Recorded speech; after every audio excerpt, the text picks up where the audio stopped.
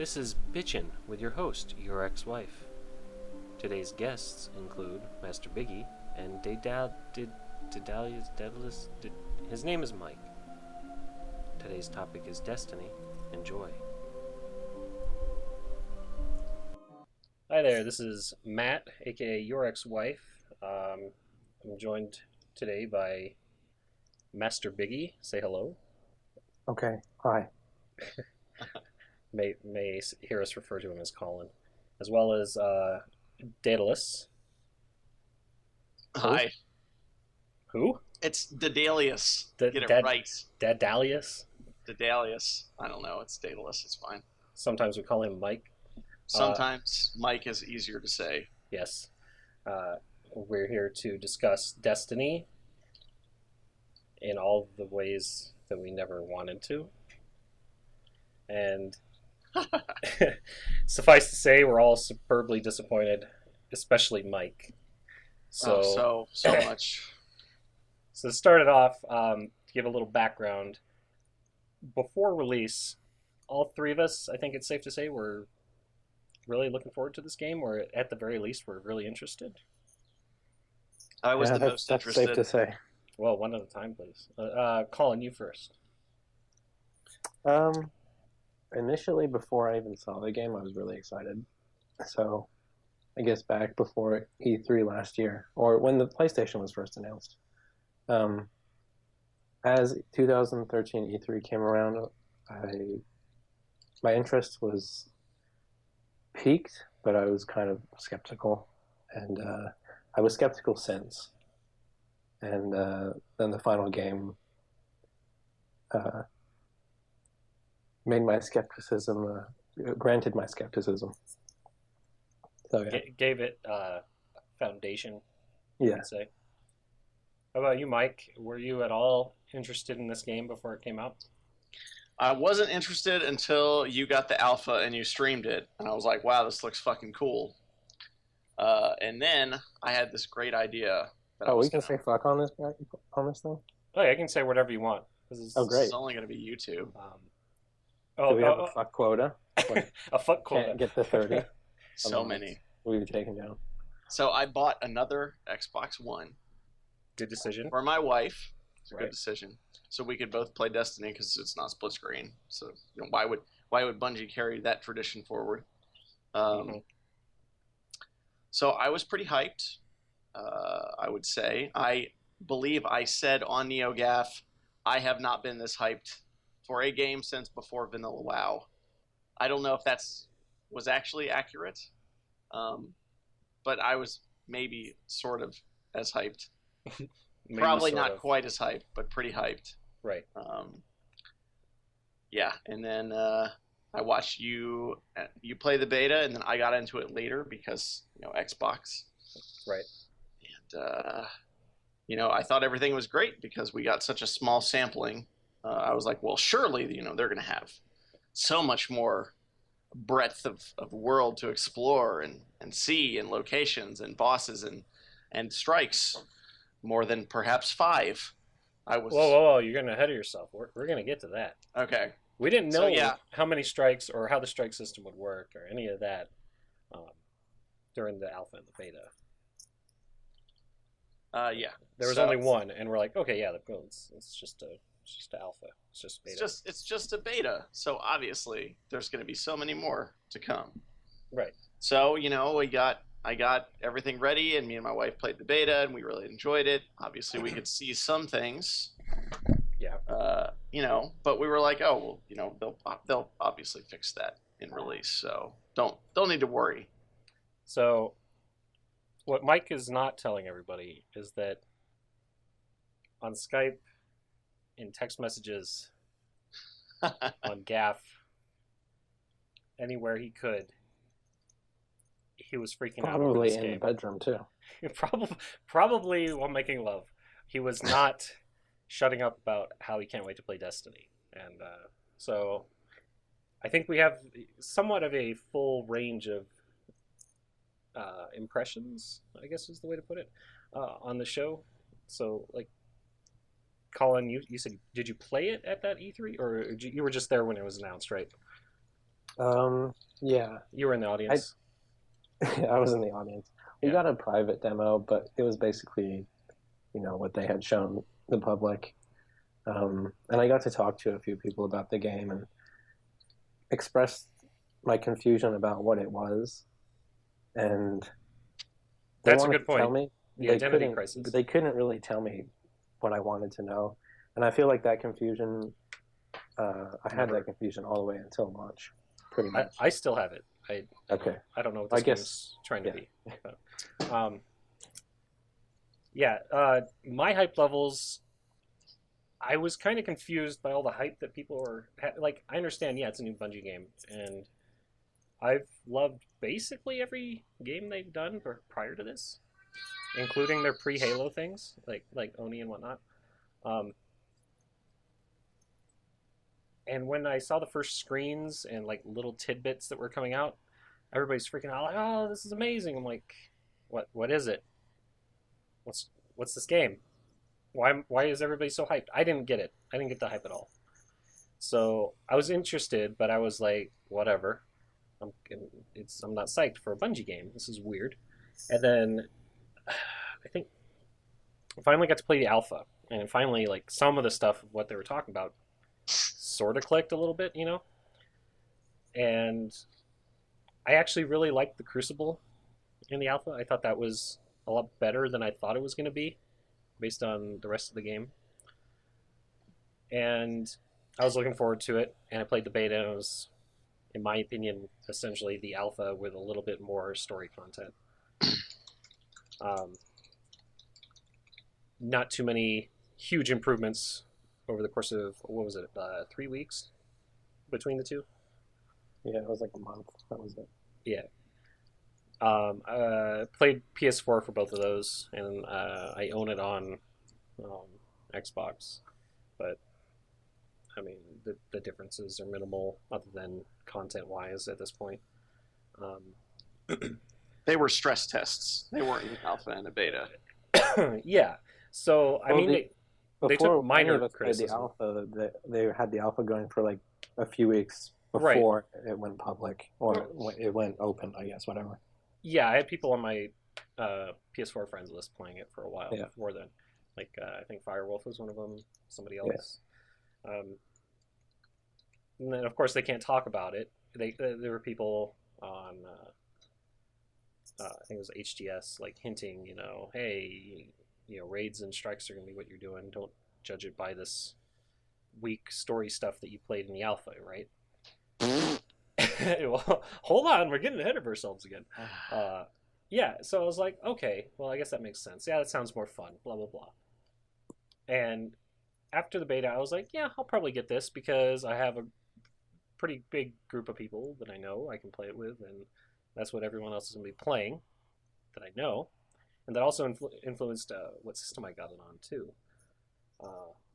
Because if I was going to be the only one playing it, I was probably going to do the PS4s just for more stuff.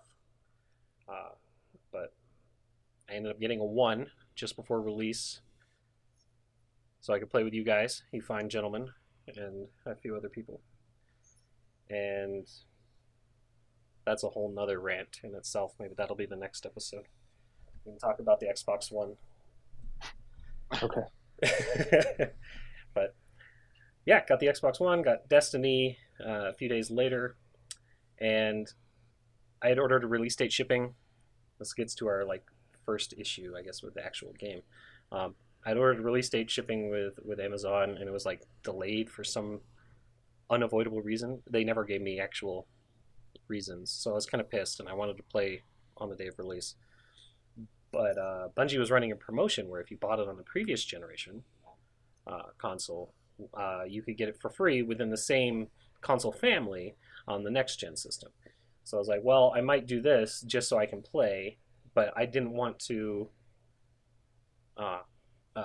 cancel my Amazon shipment just yet because I didn't know when, say, the Xbox 360 version was actually going to be up. Because, it's no secret that Xbox Live releases of retail games on the 360 are usually pretty damn delayed. And myself and many other people were asking on Bungie's forums and on Twitter and everywhere else we could, hey Bungie, are you going to have the last gen systems digital day one release? No one would answer. We asked Microsoft, no one would answer. Xbox, no one would answer. Kind of pissed. So the release day came around. My package hadn't shown up with the Xbox One version I got. And lo and behold, it was there. So positive, yes, it was there, and you get 2 versions of the game. Negative, where's the communication? And that's like a running theme with the entire Destiny experience. Lack of communication, lack of focus, etc. So, if you can, off the top of your heads, we'll go Colin first, then Mike again. Anything in the beta or the alpha that you thought seemed off or needed to be fixed? Other than like the typical networking issues and stuff like that, dialogue stuff I thought was kind of weird. Well, that got changed too, right? Yeah, a lot of that stuff did get changed or He's fixed. from the moon, the best line in the game, and they took it out. Not even the actual lines, just the delivery of it, the take. Yeah. But they said they had plenty of takes to go through and change it. I guess one of the biggest concerns I had was for PvP were supers and just how random they were. And I didn't expect,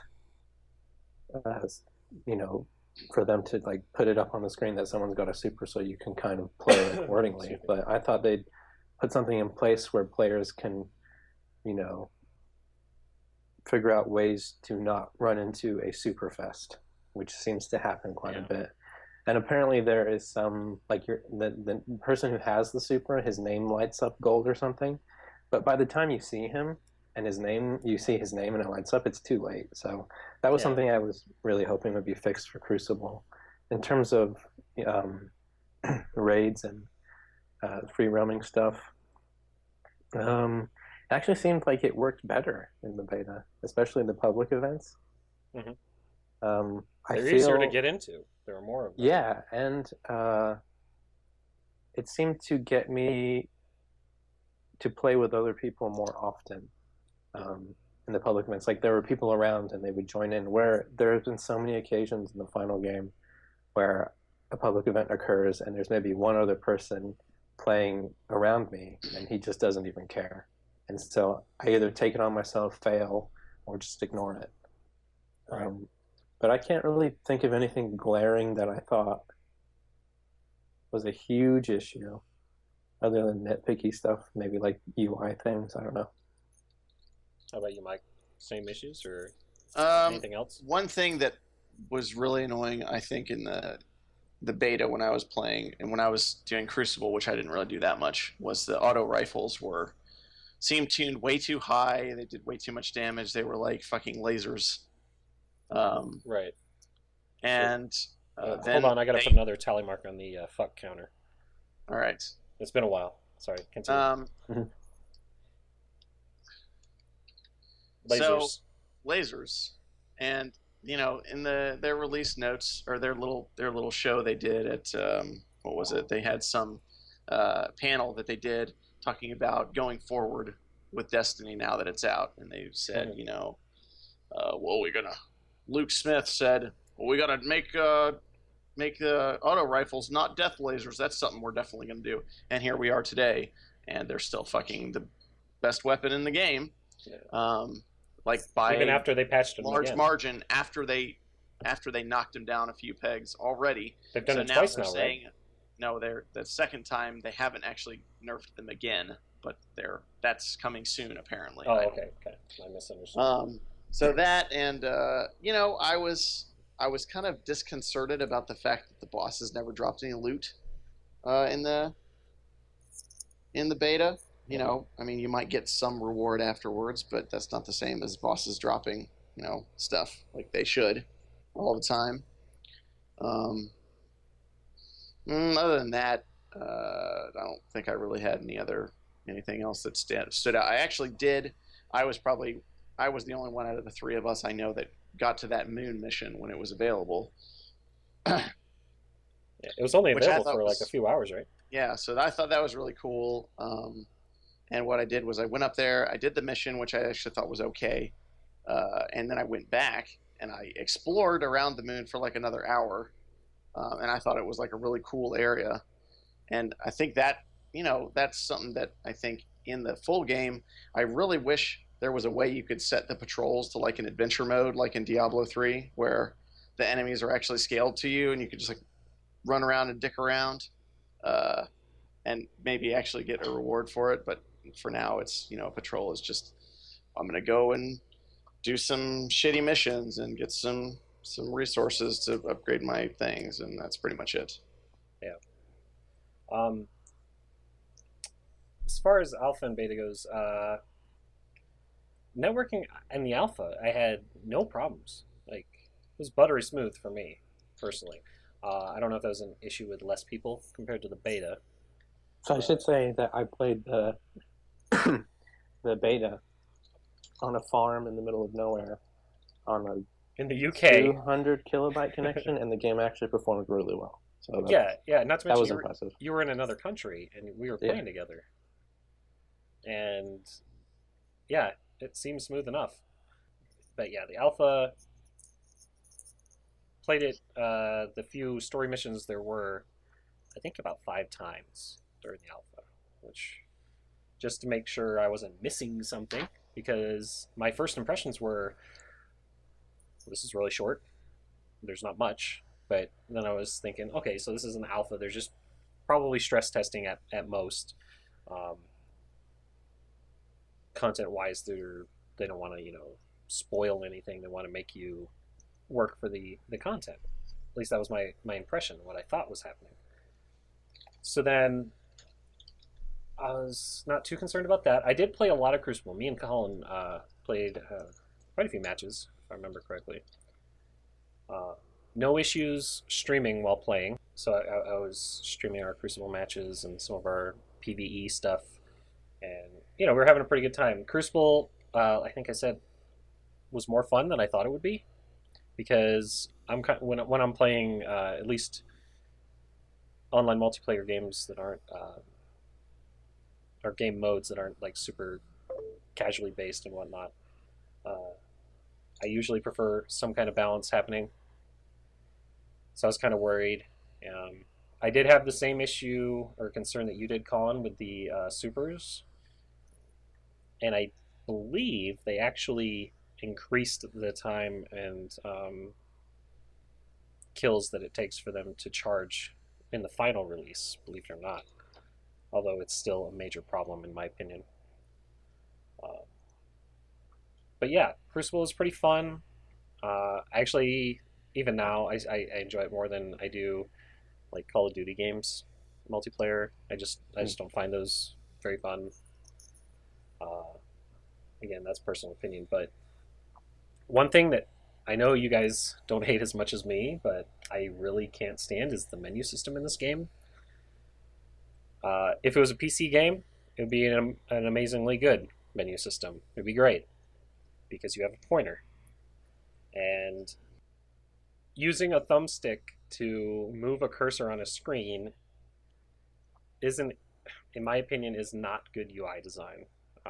It's not exactly like I'm coming out of nowhere. Like I've worked on user experiences and whatnot for a few different projects, but this seems to me something they did just to be fancy and different and try and be futuristic, next gen, whatever.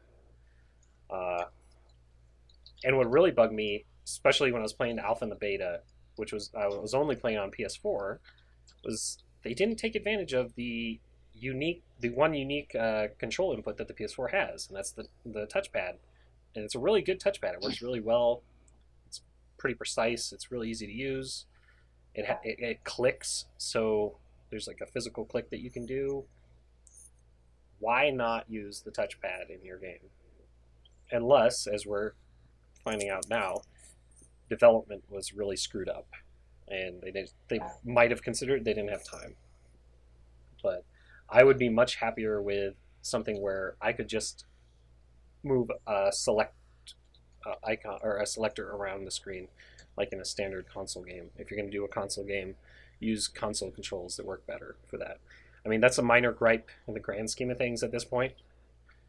Very minor at this point. But I'm kind of OCD when it comes to certain things like this, and it bugs me to this day that they use this. And not, it wouldn't be so bad, but I know why they put this in too. When you're go take care of him. I'll keep talking. All right. I know why they put this in, but it still bugs me. When you get near an item on the screen with your cursor,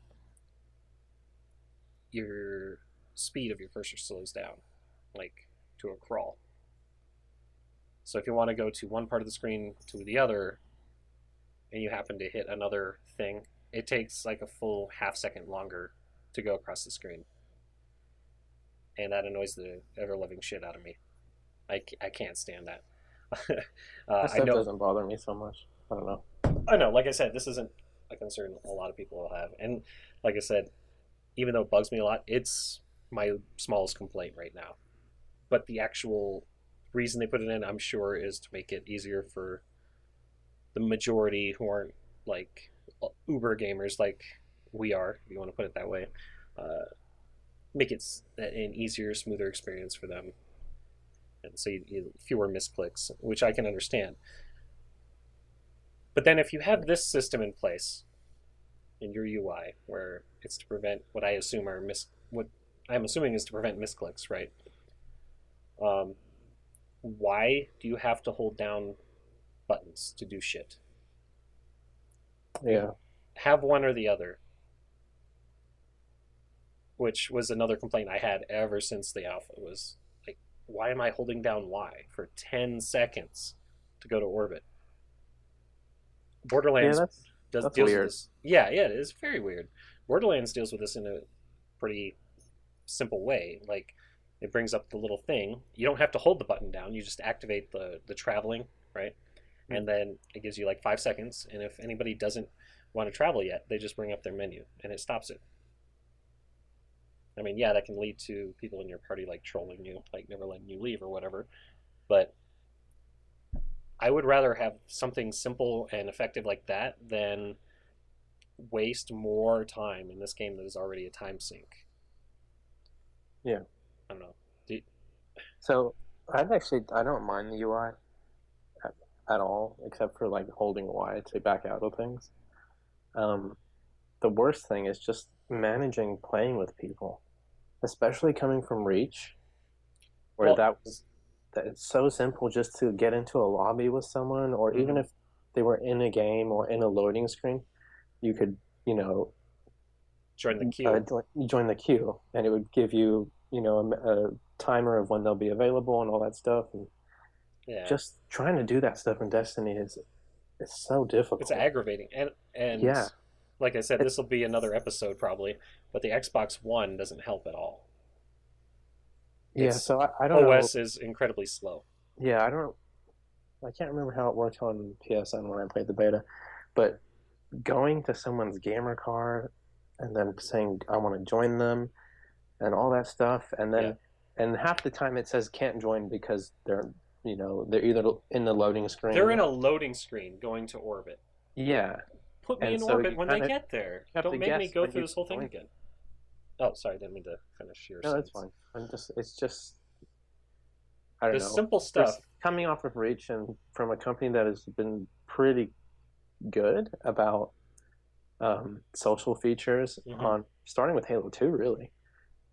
Just like, I don't know what happened really. Like, it's really frustrating, and it feels really antisocial, actually.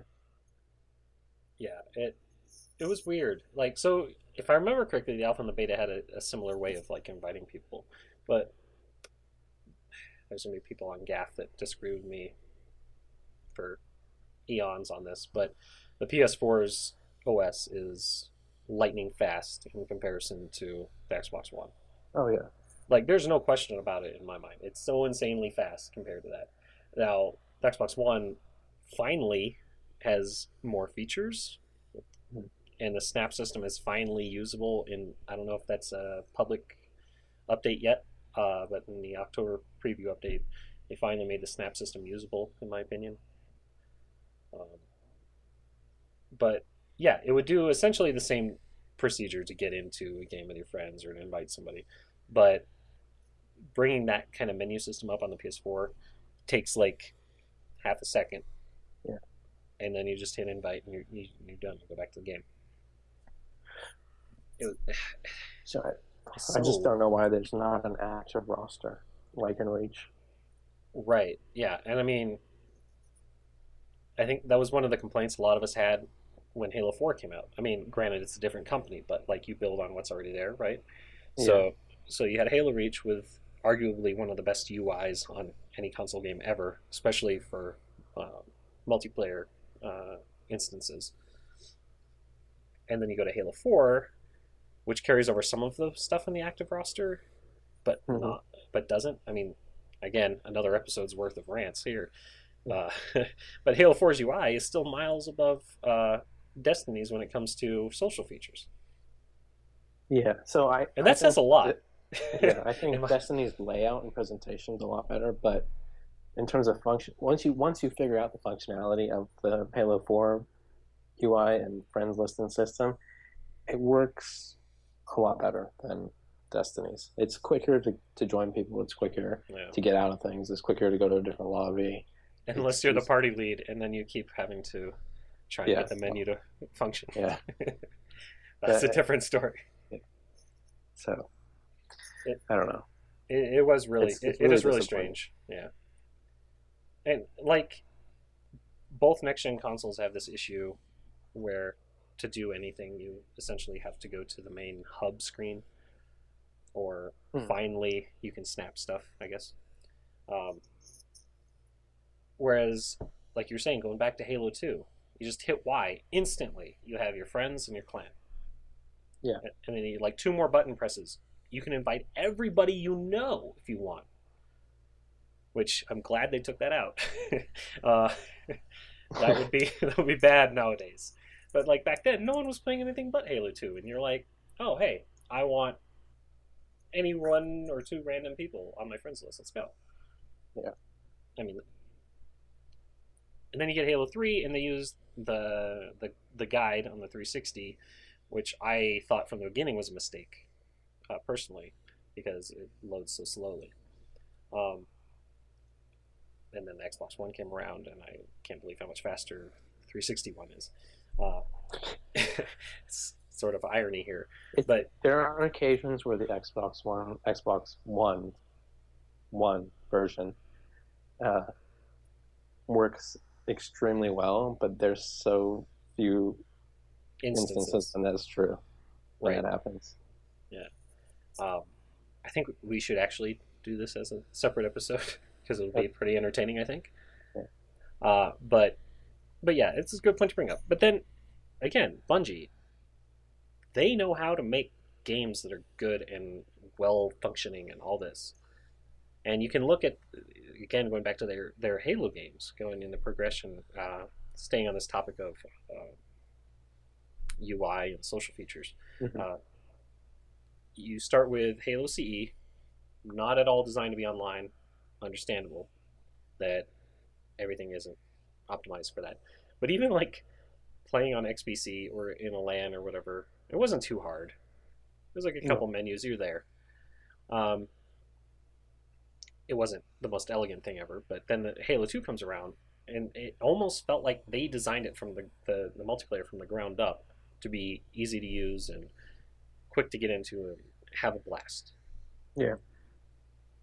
And then you see the behind the scenes stuff, and you're like, this was made by like, what, 2-3 people out of the entire studio? At the last second, pretty much. Like the last however many months of development. And it's like, wow, this is impressive. This is some high quality shit for the amount of time and effort they were able to put into it. And then Halo 3 comes around, they try and adapt to the then next gen system. Not the best, but still something of an active roster in a way. And then, they learn from their mistakes. This is This is good. Halo Reach comes around, and it's like the most amazing UI ever from a Halo standpoint. And then Destiny. What the fuck? That's all I got. Like, what is this? Yeah. So actually, when I first loaded up the game, and this is having played it on PlayStation, you know, a month or two ago, before it came out. Right. It took me a couple minutes to figure out how to join someone I was trying to join. And I was like, oh, I have to go to their gamer card, because I haven't done that. I don't think any game does that anymore. Every game has their own, you know, roster. They just use the API in their game. Yeah. Yeah. And so I never really have to go to the dashboard or use the guide ever, really, if I want to invite someone or join someone. And so this was like such a shock to go back to that. Yeah. To just going into someone's gamer, having to load up their entire gamer card. Yeah. I mean, I kind of noticed a trend in that. Like, most of the Xbox One games I have that have multiplayer features, you have to do it that way. Yeah. And PS4 too. I don't know if that's because they're trying to lean us towards this more modular app-based system they're trying to endorse. Mm-hmm. But like forcing, I don't know if it's forced. I shouldn't say that. Encouraging, I guess is the way to put it. Like everything around these in the game design, just so it'll run on your system. I don't like. Mm-hmm. I just don't like it. So Timefall pulls up the Xbox friends list, right? Okay. I've only played it on PC, so I can comment on that. I haven't played it in a while, but I think you press a button and it pulls up the, you know, vanilla Xbox friends list. And I think Battlefield might be the same. Battlefield 4, I'm not sure. I mean, those are the only multiplayer games I've really played on Xbox One, but that is a good point to say that it might be a... Like, Microsoft's really good about mandating certain things for what games get to be on their system. Bungie just saying, like, oh, forget it. It might be, you know, they have to get around some technical hurdles or something. I don't know. Right. That's my impression, that it might be potentially one of Microsoft, or even Sony as well, if they're trying to implement similar stuff. Or it just might be their OS. Yeah. But it seems Microsoft has a history of doing this. Like, if you want your game on our system, it has to meet guidelines X, Y, and Z. Mm-hmm. Like it used to be for a long time until very recently. You can have an arcade game, you can't release with more than 200 gamer score, which is such an arbitrary thing to care about, in my opinion. Like, who cares? It's gamer score. It doesn't mean anything. And then they finally let arcade games have DLC, or have DLC that had extra gamer score. But then they're like, it can only add like 50 more. And now, everything can be 1,000, right? Everything can be 1,000, and they can add, I think, pretty much unlimited extra gamer score for any game. Right. Yeah. So you got stuff like Halo 4 goes up to, what is it, 2,000? Yeah. There's I forget. But there's some that go up to a massive amount. But yeah, Microsoft even if you don't does these things. Even if you don't buy DLC, I'm pretty sure the developer is allowed to add extra achievements to the base game. I don't know. We'd probably have to ask somebody like Firewolf, who has more knowledge on this front. But yeah, I think there's a thing like you can't have more achievements unless they're tied to DLC of some sort. And there was even a point where they were like, you can't have DLC unless it's paid. But there's those kind of things. They had the what was a good idea at the time, in my opinion, the arcade game file size limitation. So for the first few years of the 360's lifespan, you could only have, if you had an arcade game, it could not be larger than 50 megabytes. Oh yeah, I forgot about that. Right. So this led to some pretty innovative stuff. So there were some pretty cool games coming out using like the Unreal Engine or whatever that somehow fit under 50 megs. Mm-hmm. And sometimes it led to terrible solutions like Luminous, which had that limitation, And then the rest of the game, that would give you like a little bit of the game, like one cycle of levels, basically, plus the timed levels.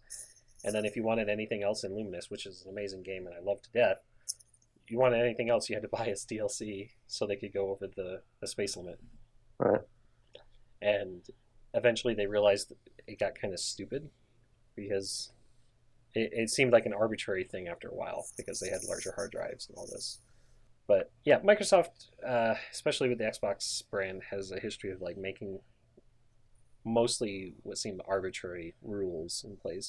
I would not be surprised if you have to use the Xbox One's UI system to manage your social stuff, like is in there. Like they don't allow access to that part of the API or something, or like the function call only will bring up the gamer card, so that's all they're gonna do. Or like you can invite people, but you can't join people in the game, right? Yeah. So what do you weird. mean? What do you mean? Like you can invite people to your fire team in the game. Yeah. So you just go to the roster and you hit invite to fire team. But if you want to join them, you have to go through the whole Xbox UI. Oh, yeah. Yeah. I mean, It's just putting I want to join this person on a single button prompt like X, mm-hmm. like in Reach would have, made things a lot easier. Yeah. I don't know. Yeah. So menu systems have been an issue for me from the beginning. But so I guess we can move out into shit that has been released and still isn't fixed territory now, or in some cases got worse. So Iron Banner in the beta was really short. You didn't get, and anybody could have good gear in the beta because there was not much to go around. Yeah. So I thought it was pretty basically the same. There was occasions where I felt like I was being dominated or dominating, but overall, it didn't take much to get good gear in the beta. Well, people also weren't, getting any exotics or legendaries. I don't think so. I don't recall seeing many. Actually, I don't believe no exotics at all. I don't believe there's anything above rares in the beta. Yeah, so and everyone got rares pretty fast and easily. Yeah, it only went up to, was it level 10 or something? 8? 8, 10, some low number. Yeah. Yeah, I mean maybe 16. I don't know. Yeah, so to start with the most recent issue and work our way back, I suppose. Now that the game's out and Iron Banner is just launched again, it's what's a nice way to put this? A clusterfuck? Yeah, so I played about 3 minutes of it a little bit earlier and just was not having a good time. I don't have terrible weapons, but I haven't finished the raid yet, and I haven't done a ton of. I haven't finished my exotic bounty or any of that stuff. So I have okay weapons, and it just was not fun. And it didn't seem like even the people on my team that had good loadouts and good stuff, they were just not. They were being dominated the whole time. Yeah, I mean, I think we should throw this out there, with the exception of Mike in this group here. We have lives. is the not so subtle way of putting it. Like, I suppose we could have finished the raids and stuff with the amount of time we put in. What did you calculate yours was? Something like, with just the Vanguard, you had, was it 20-something hours? For the raid? No, your time spent. Yeah. Oh, hi. Oh God, he's back. Almost 3 days, actually. Yeah, I talked to the wife and had to take care of the child. That kind of stuff. You're so loud. Like 2 days and 22 hours for me. Most of that, a good chunk of that is Crucible, but this will go into another issue with the game. But because the loot system is so really just random and bad, and getting gear is really luck of the you're lucky to going to Iron Banner and then just relying on being lucky for the gear you need to just even stand a chance in there is kind of frustrating. Right. Well, the point I was making about the time spent, it's not like I know Mike's put in a lot more time than either of us combined.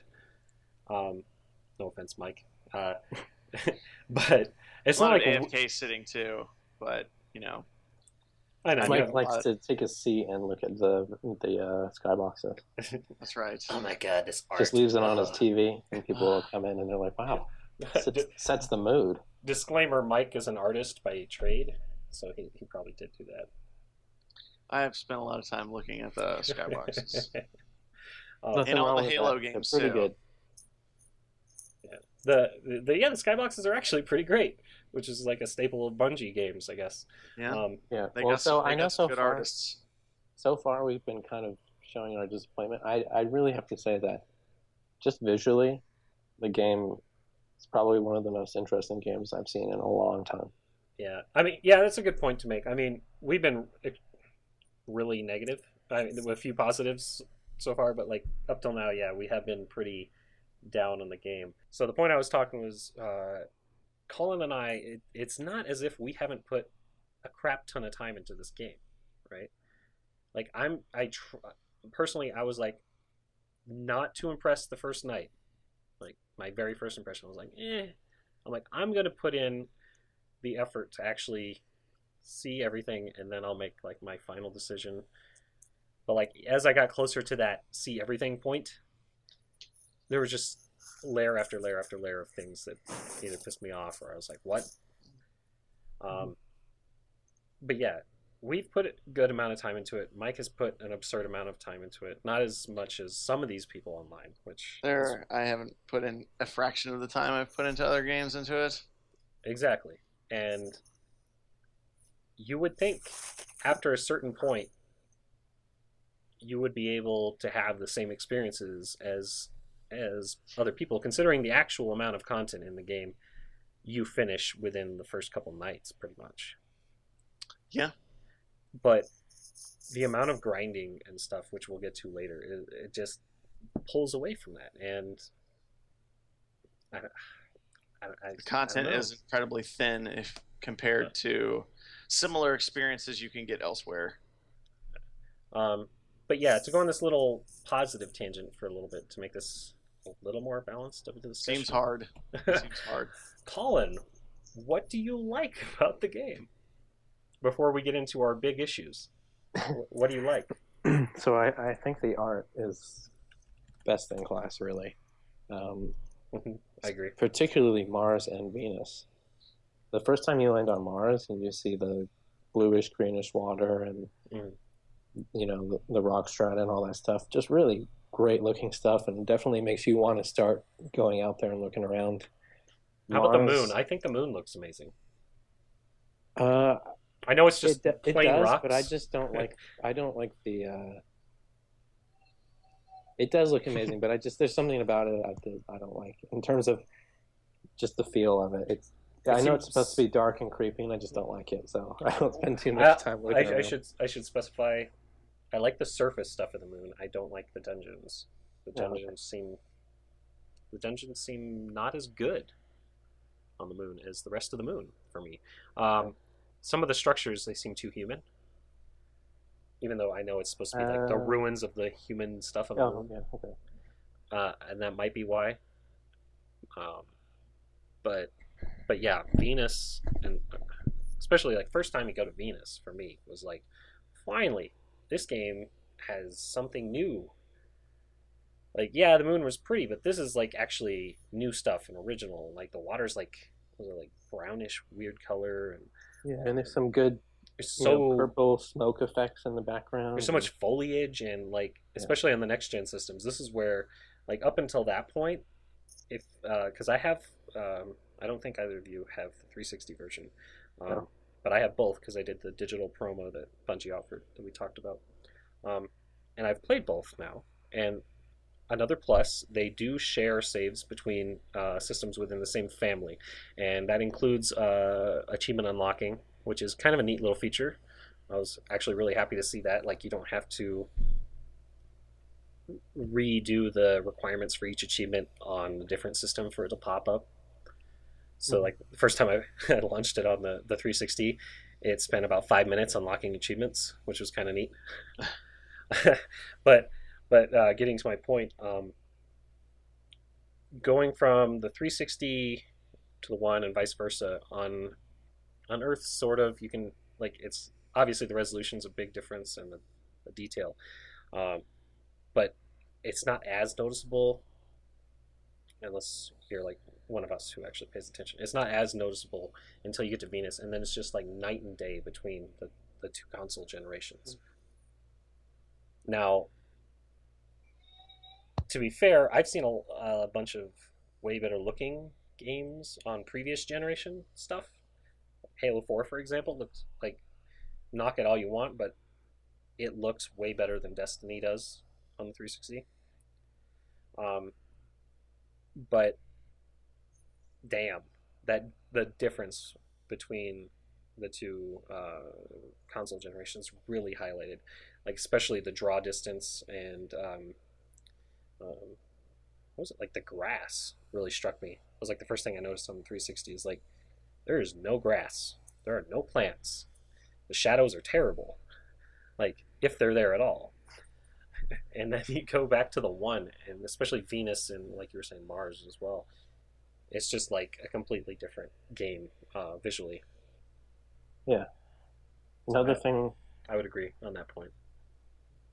I'll talk about the things that aren't gameplay related first that I like. So art is one of them. That Marty. Yeah, that Marty, especially on Marty and Salvatore, I guess. Yeah, we should give him credit too. And C. Paul. Right. And I guess Mr. McCartney. Oh God. Yeah. Yeah. So, but particularly on Mars, the music that was written for one of the encounters there, and then also the Cabal, like that Cabal march, just some really good music, really fit, really amazing. Doesn't take you out of the game, but you definitely notice the music. There are some instances in the game where you just kind of push the music to the side and don't care about it, but there are certain times when the music, you definitely want to listen to it, but it's not distracting in the sense that it's like, oh, forget the game. You still want to keep playing. So I think absolutely nailed it right there. And then even on the tower, some of the music that comes on when you're just hanging out around there is really good. Yeah, I didn't notice that in the alpha and the beta, but then in the final game, the tower does have more than one track. Yeah. I don't know if it did in the beta or in the alpha, but I never noticed it, and we were in the tower just as much. Yeah. But yeah, the final game, the tower has, I think, was it like 3 different tracks? Yeah. And I think the point you were making with the Mars music, I think I was playing with Mike and his wife, and I made that exact same point.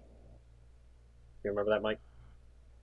That was on the final battle with the boss, and you said, "Oh, this is what Marty's been keeping in his back pocket this whole time." Yeah. Something I was like that. I was like, this is the tour de force of Marty, and which admittedly the music in that section is very good. Corbin agrees. He does. Yeah, I mean, Marty's whole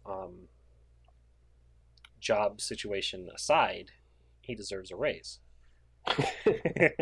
Like, I dare say this is better than some of the Halo soundtracks. It's definitely more. Dare I say that? Yeah. Each planet. Well, I guess each planet has its own soundtrack essentially. They all, and that is a good plus too. Like all the different planets feel very different. Yeah. Not necessarily locations like on each planet, but each planet is very different. Mm-hmm. Some of the sound design I don't like, but there are some moments in it that really stand out.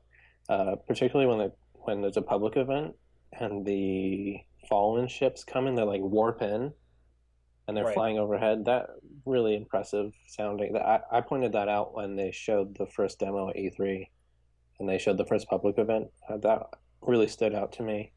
Some of the weapon sounds sound like they bleed into each other too much. They're too similar. Yeah. That hand cannon. I really like the enemy designs. They all look really cool and imposing, and different enough. Yeah, exactly. It's not like I think, again, using a Halo example, but that's one of the knocks that Halo 4 gets a lot for its campaign. Yeah. Prometheans, while kind of interesting, in my opinion, the interesting concept and somewhat interesting design, they are not that interesting or varied to fight. Whereas like that was like a key staple of Bungie's Halos, where I mean we still have the Covenant, but like that was a thing when the Covenant was first seen over a decade ago. Like, man, this is fun to fight. Yeah, replaying Halo CE Anniversary, I was really impressed. We need to do that again before Master Chief Collection, by the way.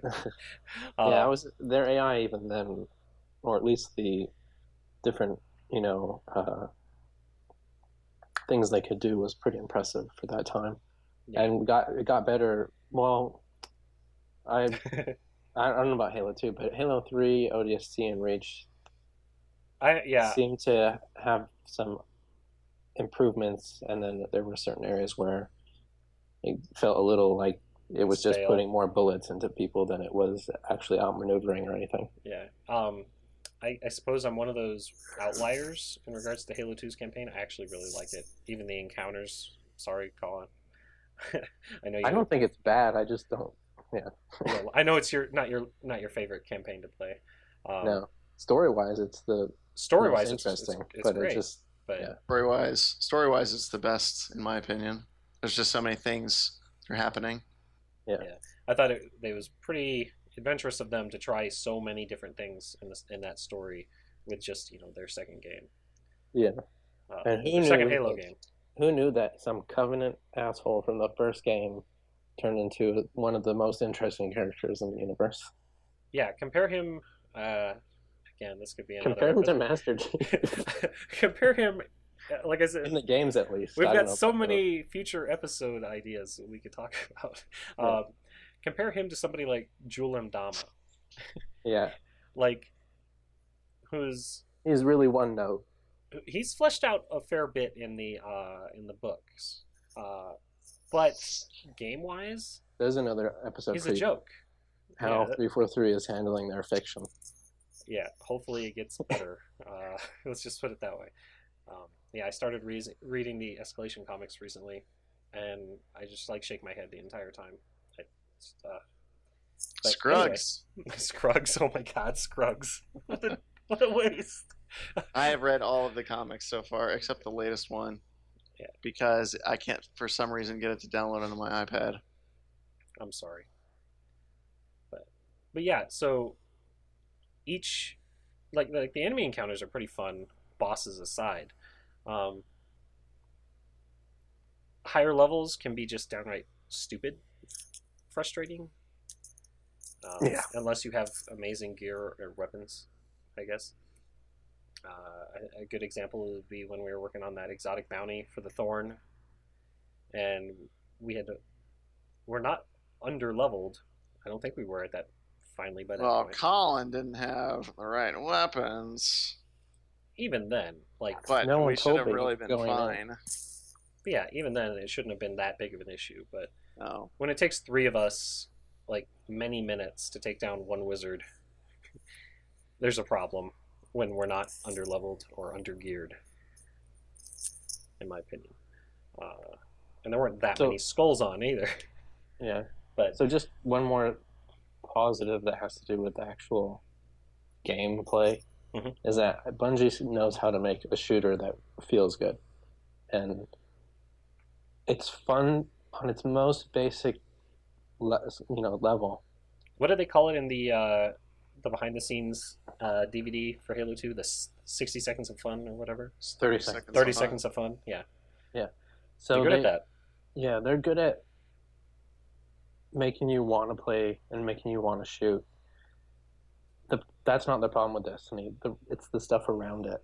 But yeah, Mhm. so the actual game itself, like moving around, shooting, Stay positive, Colin. Stay positive. shooting, using the supers, even though I think they can get annoying and they can become a problem. Um, all that stuff, fighting each of the enemies, all that stuff is pretty good, and I don't have too much issue with any of that. Um, and I thought I would because I would compare it to Halo a lot, but I found myself not doing that. Yeah, I've it not been going does. like, well, Halo does this better, and Yeah, I don't feel found myself doing that at all. it does feel like they made a conscious decision, like gameplay and art wise, to differentiate themselves from being another Halo IP Yeah. or Halo-esque IP, um, which is good. We now know that they can do that from art and gameplay standpoint.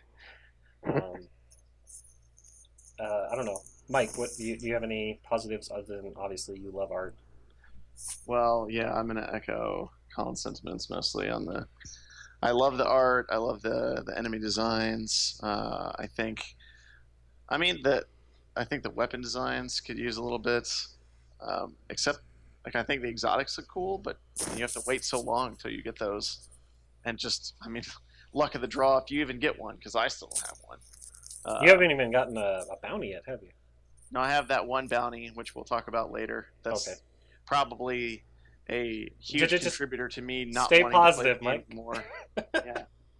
So I love the art, and the enemies are I think they're well designed, and uh, I think that the areas feel different, and you know they have some great, amazing like artists there for the skyboxes and just the general look of the game. I mean, it looks great.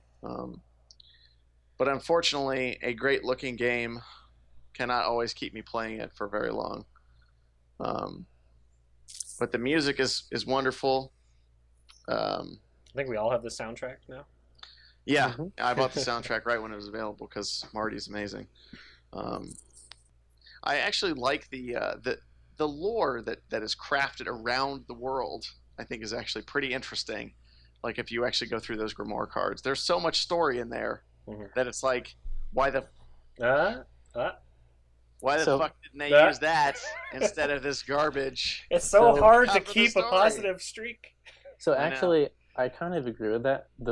And I talked about this in the beta, or I guess maybe I tweeted about it in the beta. But the very beginning, it's not maybe done in the most elegant way, but when how they set up like kind of the mystery behind you as a character when Dinklebot finds you, and Mm-hmm. then the character that's kind of following you and watching you, setting all that stuff up, like really interesting and definitely made me want to play. But It's a great premise, yeah. there's no payoff ever. No. Yeah. I guess I'll list the few positives I have as well.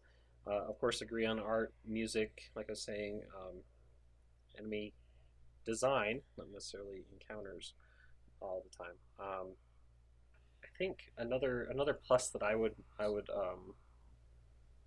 throw in there, as, kind of leading into what Colin was saying, like yeah, the whole premise I really like, despite how much I hate this whole light darkness bullshit. I really like the idea. I really like the idea that they had. Like, it seems a fairly unique idea among like sci-fi stories. Like, there are others uh, that have done similar things. Like I think Mike was talking. There's certain things like Warhammer, wasn't it? You were saying did something similar. Yeah, there's some similarities between like the kind of mythos that they've set up and stuff like in Warhammer and or Warhammer 40,000 anyway, and some other like science fiction fantasy that Yeah, I mean it's not obviously nothing's wholly unique anymore. I mean, not yeah. for thousands of years essentially, uh, but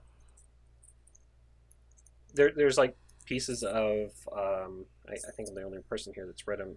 George R. R. Martin has another series of books that he works on called Wild Cards, and it's kind of similar in a way. Like there's an alien virus that gets sent to Earth, and then instead of a traveler being like this huge cube mystery ball, it's an actual alien traveler, and he's like chasing after this virus that was going to make the Earth like a petri dish for this highly advanced alien race, and he attempts to stop it from being activated. Right, so in a way, he's our only hope, but at the same time, he's also the only reason it's happening, which seems like kind of a parallel for me with Destiny. So like the Traveler shows up and makes everything great, but like the darkness follows it because they want to destroy it. He's kind of like Superman in Man of Steel. True. Like, it's great that he's here, but because you're here, like, 5 million people just died. Manhattan so can you please go away? Is gone. Later. Thanks for coming. Now go away. Yeah, how many cities got destroyed in that movie? I don't know, but it was like Smallville Superman in the Man of Steel universe is utterly useless. Right. Yeah. When you're just one of a few immortals, like, what's the big deal about being immortal? Yeah. But like, yeah. So Wild Cards is a pretty cool universe in the same way. Like, it has that paradox of like, you're the only reason we're still dealing with this, because he turns out to be like a doctor in the alien race, and he's like a highly intelligent scientist, and he works with the humans to try and mitigate the effects of the wildcard virus, which I highly recommend reading the books and finding out what happens.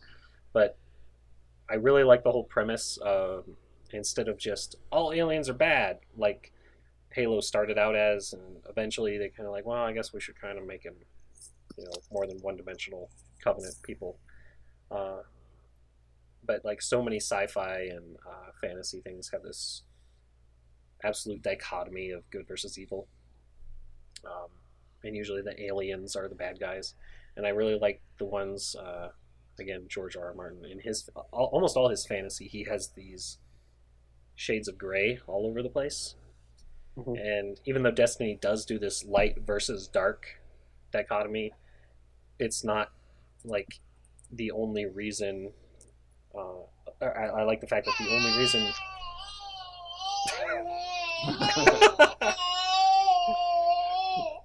I don't know if I should cut that or leave it. I think you should probably just leave it. That should be the podcast intro. I'm not going to cut anything. How about that? I'm just going to leave it all in. What was I saying? Oh.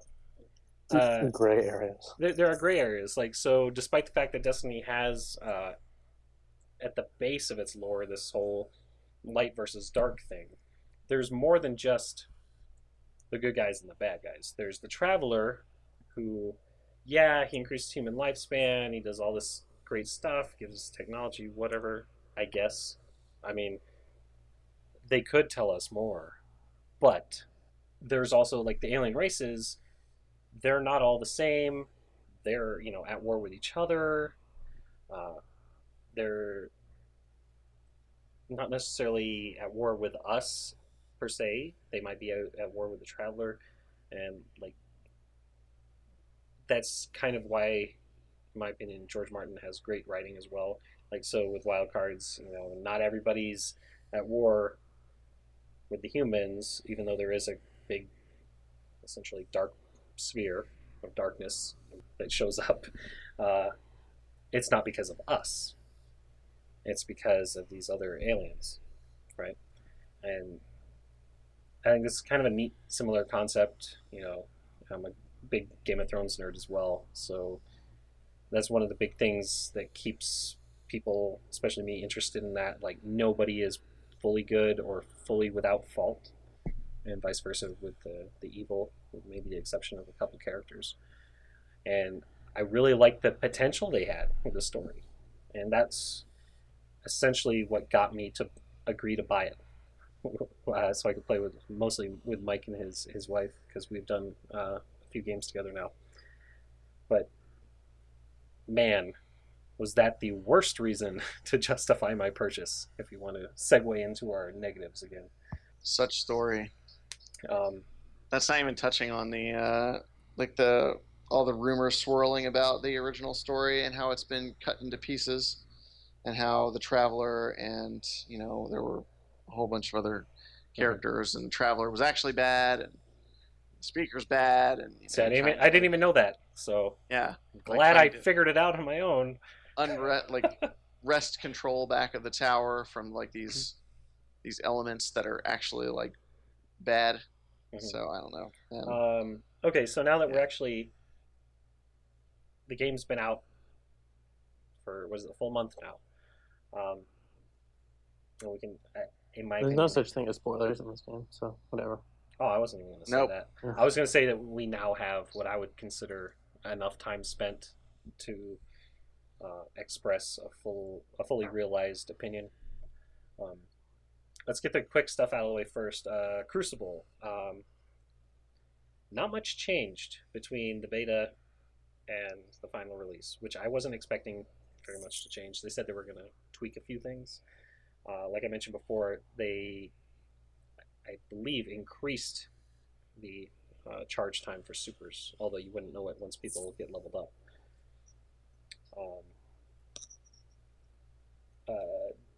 My biggest issue with games like this, having PvP stuff, like how do things balance, and like how fun is that going to be? How much of my brain do I have to turn off to enjoy it? Sometimes I feel it's really competitive. Like if you have two, I guess the right word is balanced. If you have two balanced teams, in especially in skirmish, it can be extremely fun. Me and Colin play a lot of skirmish. Yeah. But then the problem with that is if there's any slight imbalance, like if we get usually a terrible teammate, we might as well not even be playing. Do you agree? Yeah, especially because of the revive mechanic. Like Yeah. if you're down two people and then you take out one of them, and then they have one extra guy to go revive anyway, so they're back to three. So it's And you get points for reviving too, don't you? yeah, you do.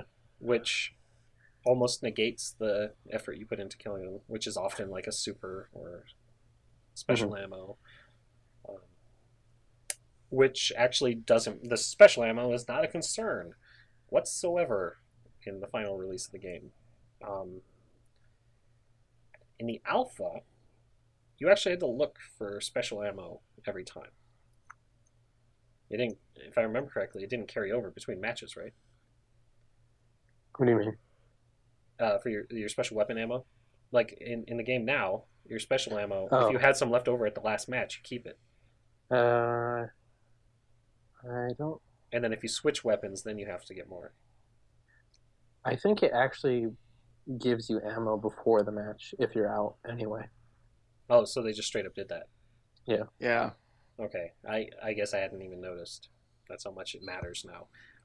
Yeah, it seems like every time you start a match, if you're, especially like with this special weapon, if I was low on shotgun the previous match, at the end of it, I noticed that they give me at least a full clip going into the next match.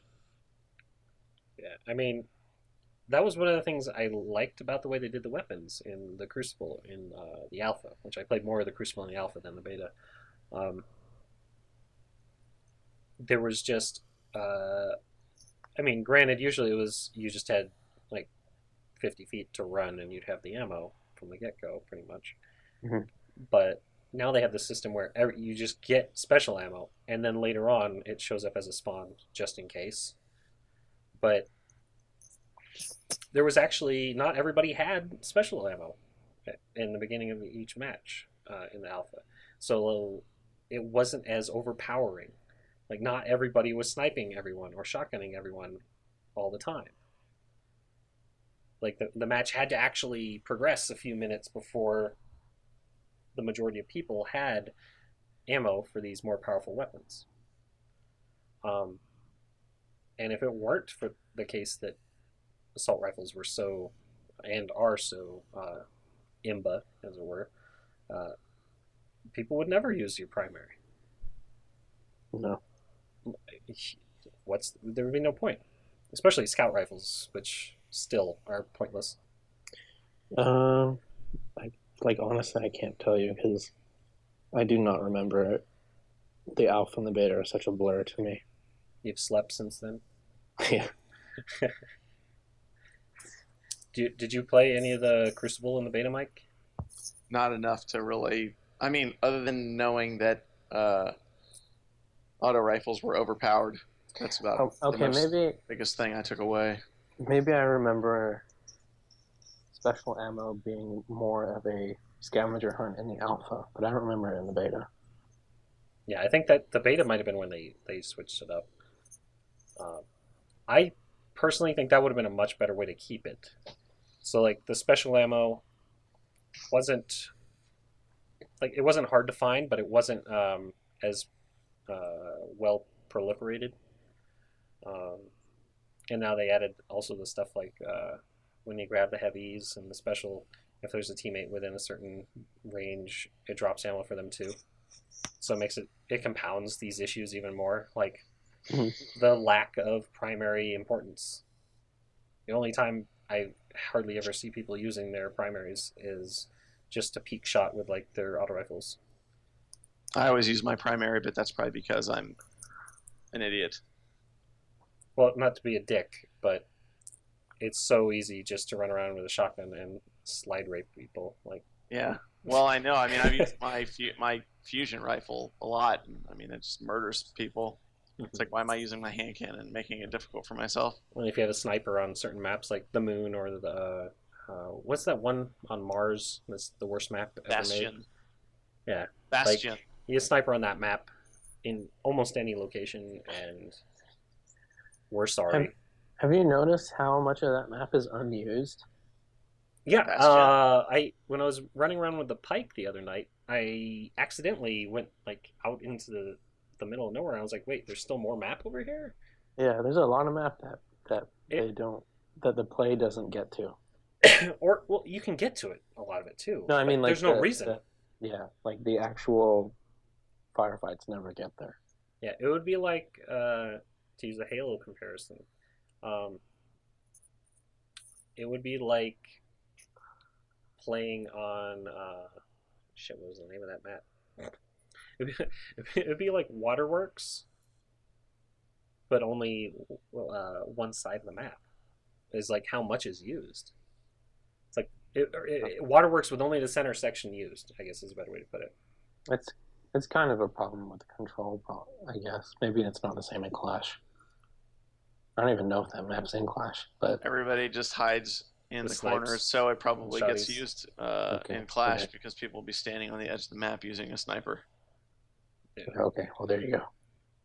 Well, I mean, and the same problem exists in Control because you can stand in the hallways in the center with a sniper just watching the control point that you have to go to if you want to win. I'm just saying that the control points funnel you into one's area of the map. Right. Whereas in Clash, you pretty much go anywhere. There's no reason to go to specific places. On the other hand, to add a plus that I think we overlooked, just real quick, how great is it having a vehicle off spawn if you need it? It's actually funny because I think we were playing. There's a couple. We were playing Halo 4 or Halo Reach. No, we were playing Reach because you downloaded it, and I forgot what we were playing, what map we were on. I think it was multi-team, so I don't know. But I kept pressing back and holding X. Like every time I spawned in Halo Reach, I was like, what's going on here? So I actually really enjoyed being able to have that to get around. Right. I think, I don't remember what map it was either, but I remember you making that comment. That's why it just popped into my head now. Yeah, it's a nice balance. It's like having a less durable mongoose to use whenever you need it. And it doesn't actually destroy map flow or anything because you're literally defenseless when you're on it.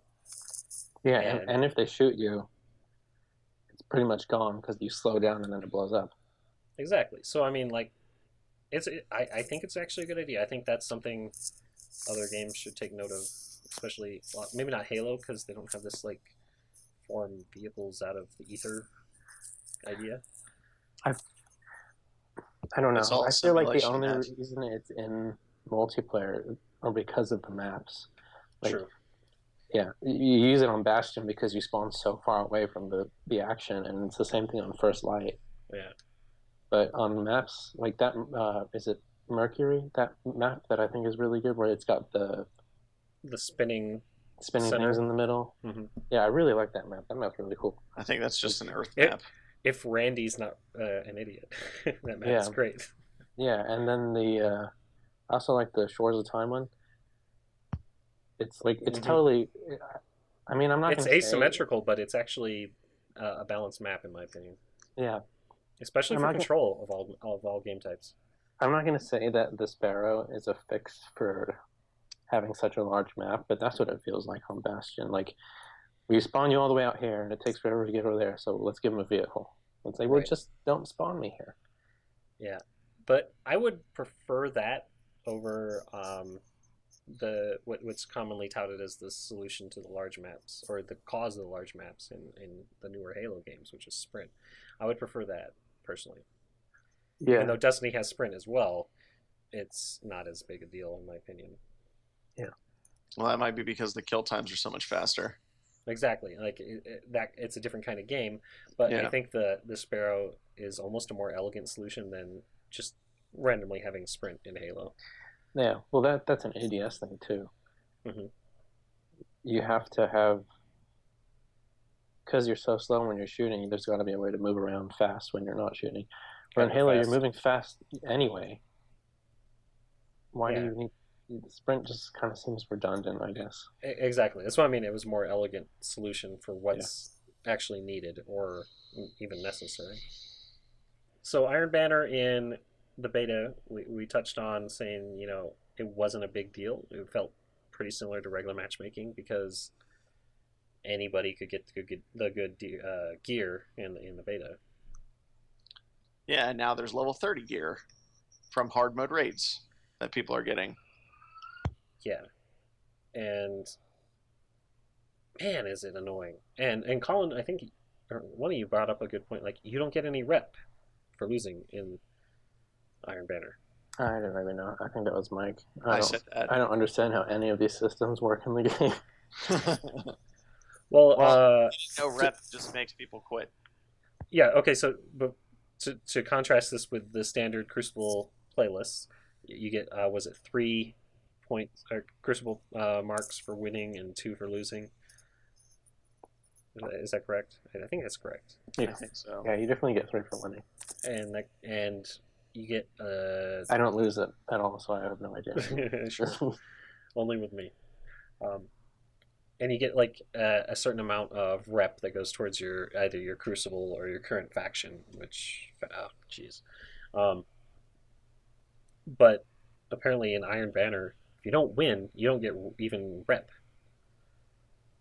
Yeah, I guess. I don't know. I didn't finish a match. I quit out really fast. Mike reads everything that ever happens and comes out press wise with this game, so I'm pretty sure he would know. You had mentioned before that the Iron Banner doesn't give any rep when you lose. You read that or you just noticed? Yeah, I saw that on Gaff at some point. Um, Yeah, so you get no rep, which just makes it so everybody's going to quit if their team starts losing. Every time I've gone into Iron Banner so far, one of the teams has been down people. yeah. Yeah, I had the same situation last night. I played a few games, and first game I stuck it through the whole way. We still lost because for some reason an entire team of I think it was 430s and 229s was matched against my team. I'm at 27 right now, and there was like 230s, and everybody else was 28 or lower on my team. And I stuck through the whole thing. We lost. It was not interesting or fun at all because our even though the levels are only a max of like 3 apart, the difference in ability is just astronomical. Like what am I supposed to do? And why would it match me with them anyway? Yeah. And then Vanilla WoW all over again. Yeah. What So is that kid doing? Does he just sit there doing that all day? that kid is very vocal. Not all I think he just wants to contribute to the discussion, so he feels the need to make. He watches mom and dad playing up Destiny. He could probably comment just as well. Probably. This is what he's gonna grow up to be a game designer, and all he's gonna know is Destiny. What are you doing, Mike? Well, to be fair, he watched a lot more of Borderlands before that, so Oh, he did. He loves Borderlands. it's so colorful. It's a cartoon to him. Sure. But man, yeah. So anyway, yeah, played first game, stuck through it, mismatched. Played another game, like okay, maybe that was a fluke, and it's an even worse mismatch, and I'm like, I just quit. Like, why? There's no incentive for anybody who's not put dozens of hours into raids and gear and farming and leveling up to even try the Iron Banner, in my opinion. God forbid you're somebody who's not even a level 20 yet. Yeah. Well, I don't know. I only played one match, but it seemed to match you the people that were at least one level away from you, no more. Well, like I said, like 27 to 30 is a huge difference in this game compared to other games. Yeah. Well, I only played one game again, but I only encountered 27s and 28s. Yeah. I mean, like I said, maybe it was a fluke, but it's always about those first impressions, at least for me, with a lot of these types of experiences, you know? Mm-hmm. In Vanilla WoW, if you had raid gear and you were fighting people that didn't have raid gear, it was hilarious when you're the one with the raid gear. Yeah. That's what it felt like. Like, I was killed almost instantly with primaries. See, yeah. And I couldn't do any damage. I can't, like, Crucible's not for me, but I'm not going to say it's bad design. I'm going to say it's intentional. Yeah, I know it's that's bad design. It was bad design in Vanilla WoW, and it's bad design now. Mike's That's the resident. why they don't do that anymore in PvP in World of Warcraft. Mike They is the strive resident to have expert. a balanced, you know, once you go through all the trouble to get the gear, you know, it's actually pretty. What are you doing? Taking the balanced. recycling out? I got him a snack, so hopefully he'll be quiet. Yeah. So I'm gonna go and say it's bad design. Iron Banner should have been they should have shot for something like equal starts Halo style, where you pick a primary and you go in with that, and either you pick up secondaries or you pick one and you don't have any ammo and you actually have to get it on the map. Yeah. But if that was like the intention, I think the intention was to make Vanilla, or whatever Vanilla WoW was, to make that experience where the people who have the gear are just laughing their asses off. I think that that's what they wanted. It's supposed to be a reward. That's so weird because that's something that in a competitive environment that the guys that in Vanilla or on Warcraft have really tried to get away from. Because it's just not fun. Yeah. For the people that are losing. Well, it's not even very fun when you're the guy who just fucking murdered somebody in one hit. Because I did that, and it's I'm just okay. There are people at Bungie that I think have a great time being in that situation where they're just stomping on people for bullshit reasons. Well, I do too. Like sometimes, like when we're playing Halo, it's fun sometimes to just, like, as bad as it sounds, like fuck over some Randy squad. But then after a while, it's every game or with a game designed around that. Like when it happens in Halo, it's because, despite what certain GAF members might think, true skill is a joke. What? Who? What people could I be talking about? It's not because it's like that on purpose. You know what I mean? Like that's not the intent. Yeah, but it's Iron But Banner. It like lasts what, a couple days? I don't know. Yeah, it's I, a I joke. I don't care enough to look that up. It'll I'm be over saying soon like it's enough. such a like yeah, I don't like it, but I it's intentional and I think it's like so minute compared to like the rest of the hoppers you can play True. and yeah, Yeah, I understand what you're saying. I'm just like, And the I don't know why they need that per se, especially in the Crucible. Why not have like, scarab lords. yeah, why not have PVE matchmaking or clan battles or stuff like this instead, way better. where that would make more sense. Oh, I would love clan leaderboards. That would be so cool. Yeah, not even battles, just leaderboards. How about that? That would be it would be awesome. Like, I, so you like The clan system would have to work properly first. they they I don't want to say like they weren't blatant about hyping up, but they did hype up the factions in Destiny quite a bit by selling T-shirts and making a huge deal about these symbols and what are those things they're wearing, and now you can buy them too, even though you don't know what they're for. Uh huh. Um, it would be really cool if you could join Future Roll Call and with some of your friends, create a clan around that, and then there's another group of people that you don't even know that maybe are part of the same, I don't know,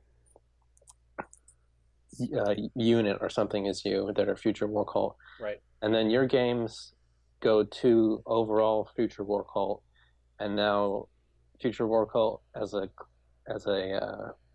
what are they called?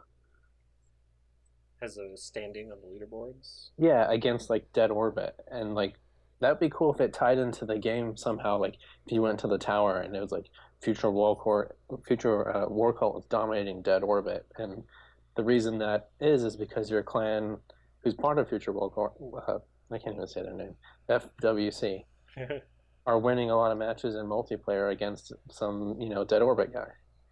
Well, yeah, and then you could have that tie into like, again, one of our complaints we haven't even gotten to yet is like the lack of use of the tower for anything but like engrams. And even that guy, fucking Fucking Cryptarch.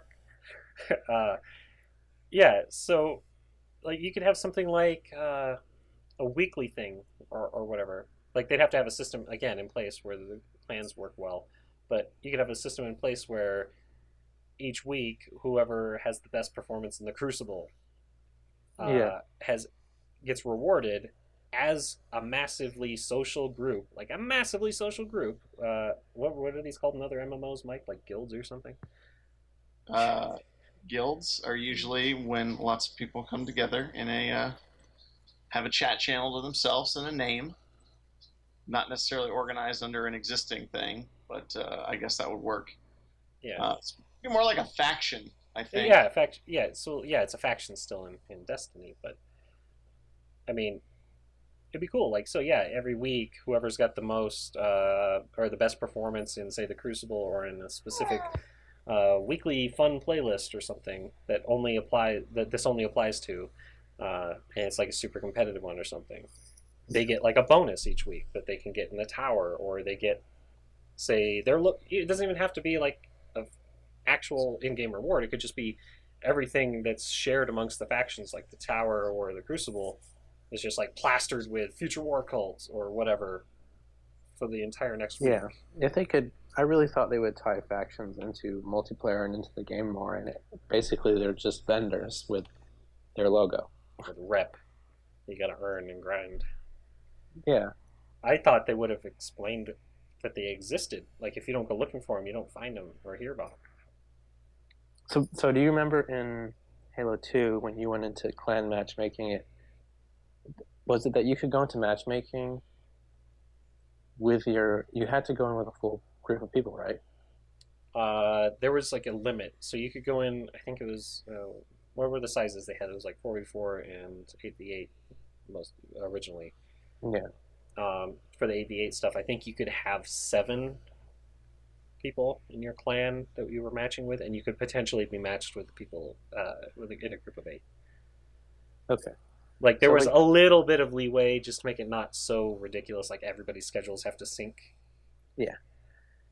So I don't know. I just think it would be really cool to tie in factions and clans and have the actions of clans and factions reflected in the game somehow.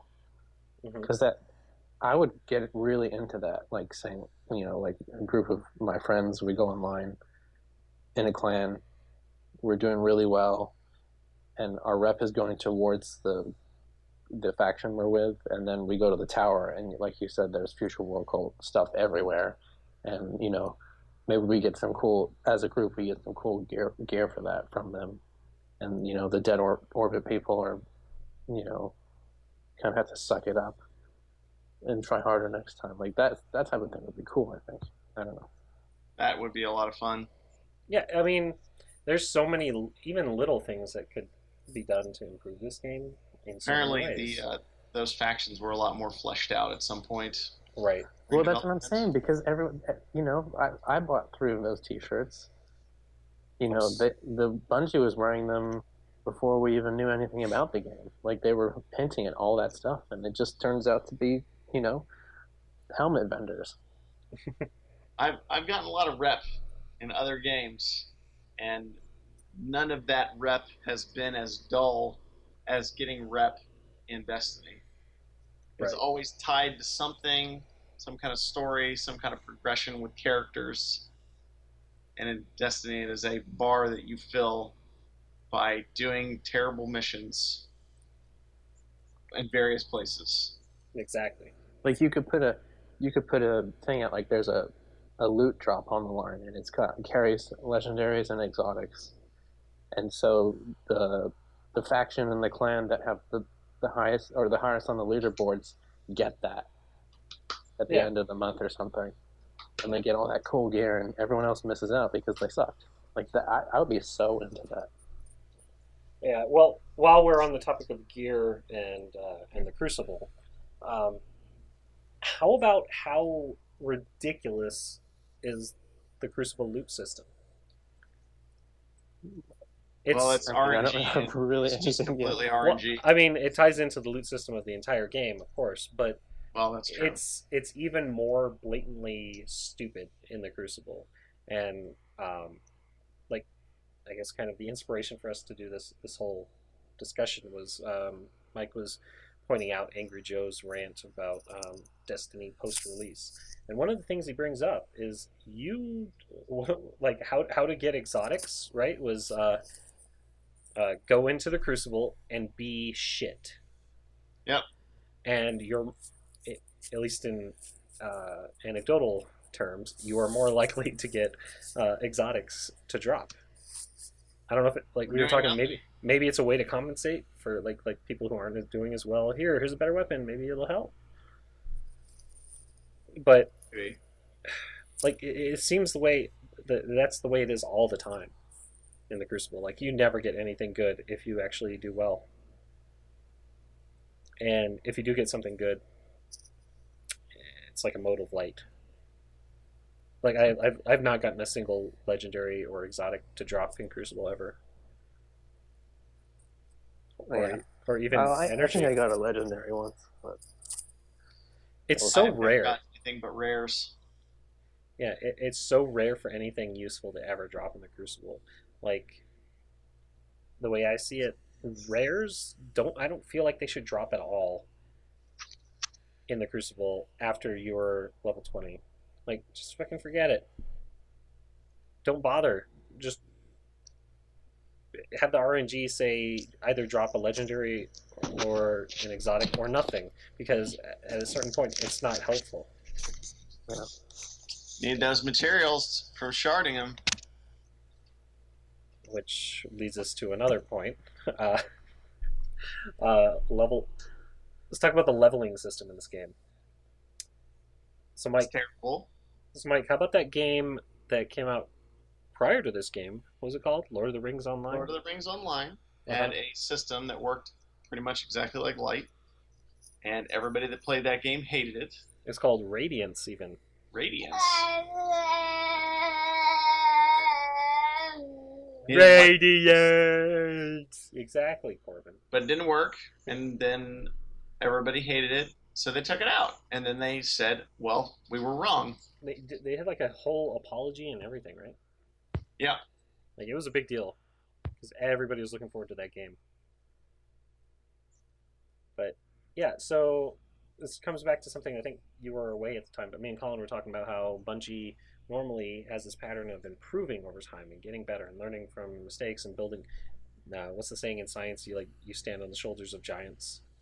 There's always like improvement after improvement. You never like go backwards to something that you know is not going to work. And in this case, you implement it even worse than it was then. I just can't believe they went with this whole light system. Brain apocalypse. Yeah. You get like all these vidocs that have, or vidocs, however you want to pronounce it, that have them continuously mentioning the story behind how I got my gear, or like each exotic is like some specific thing that it has a chance to drop from this really hard thing that you do or whatever, and you'll have a story to tell your friends.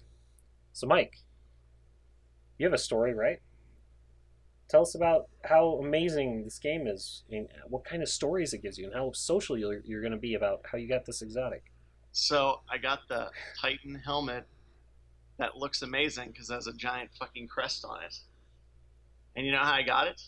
I walked up to Zur and I spent 13 coins and he gave me an exotic helmet.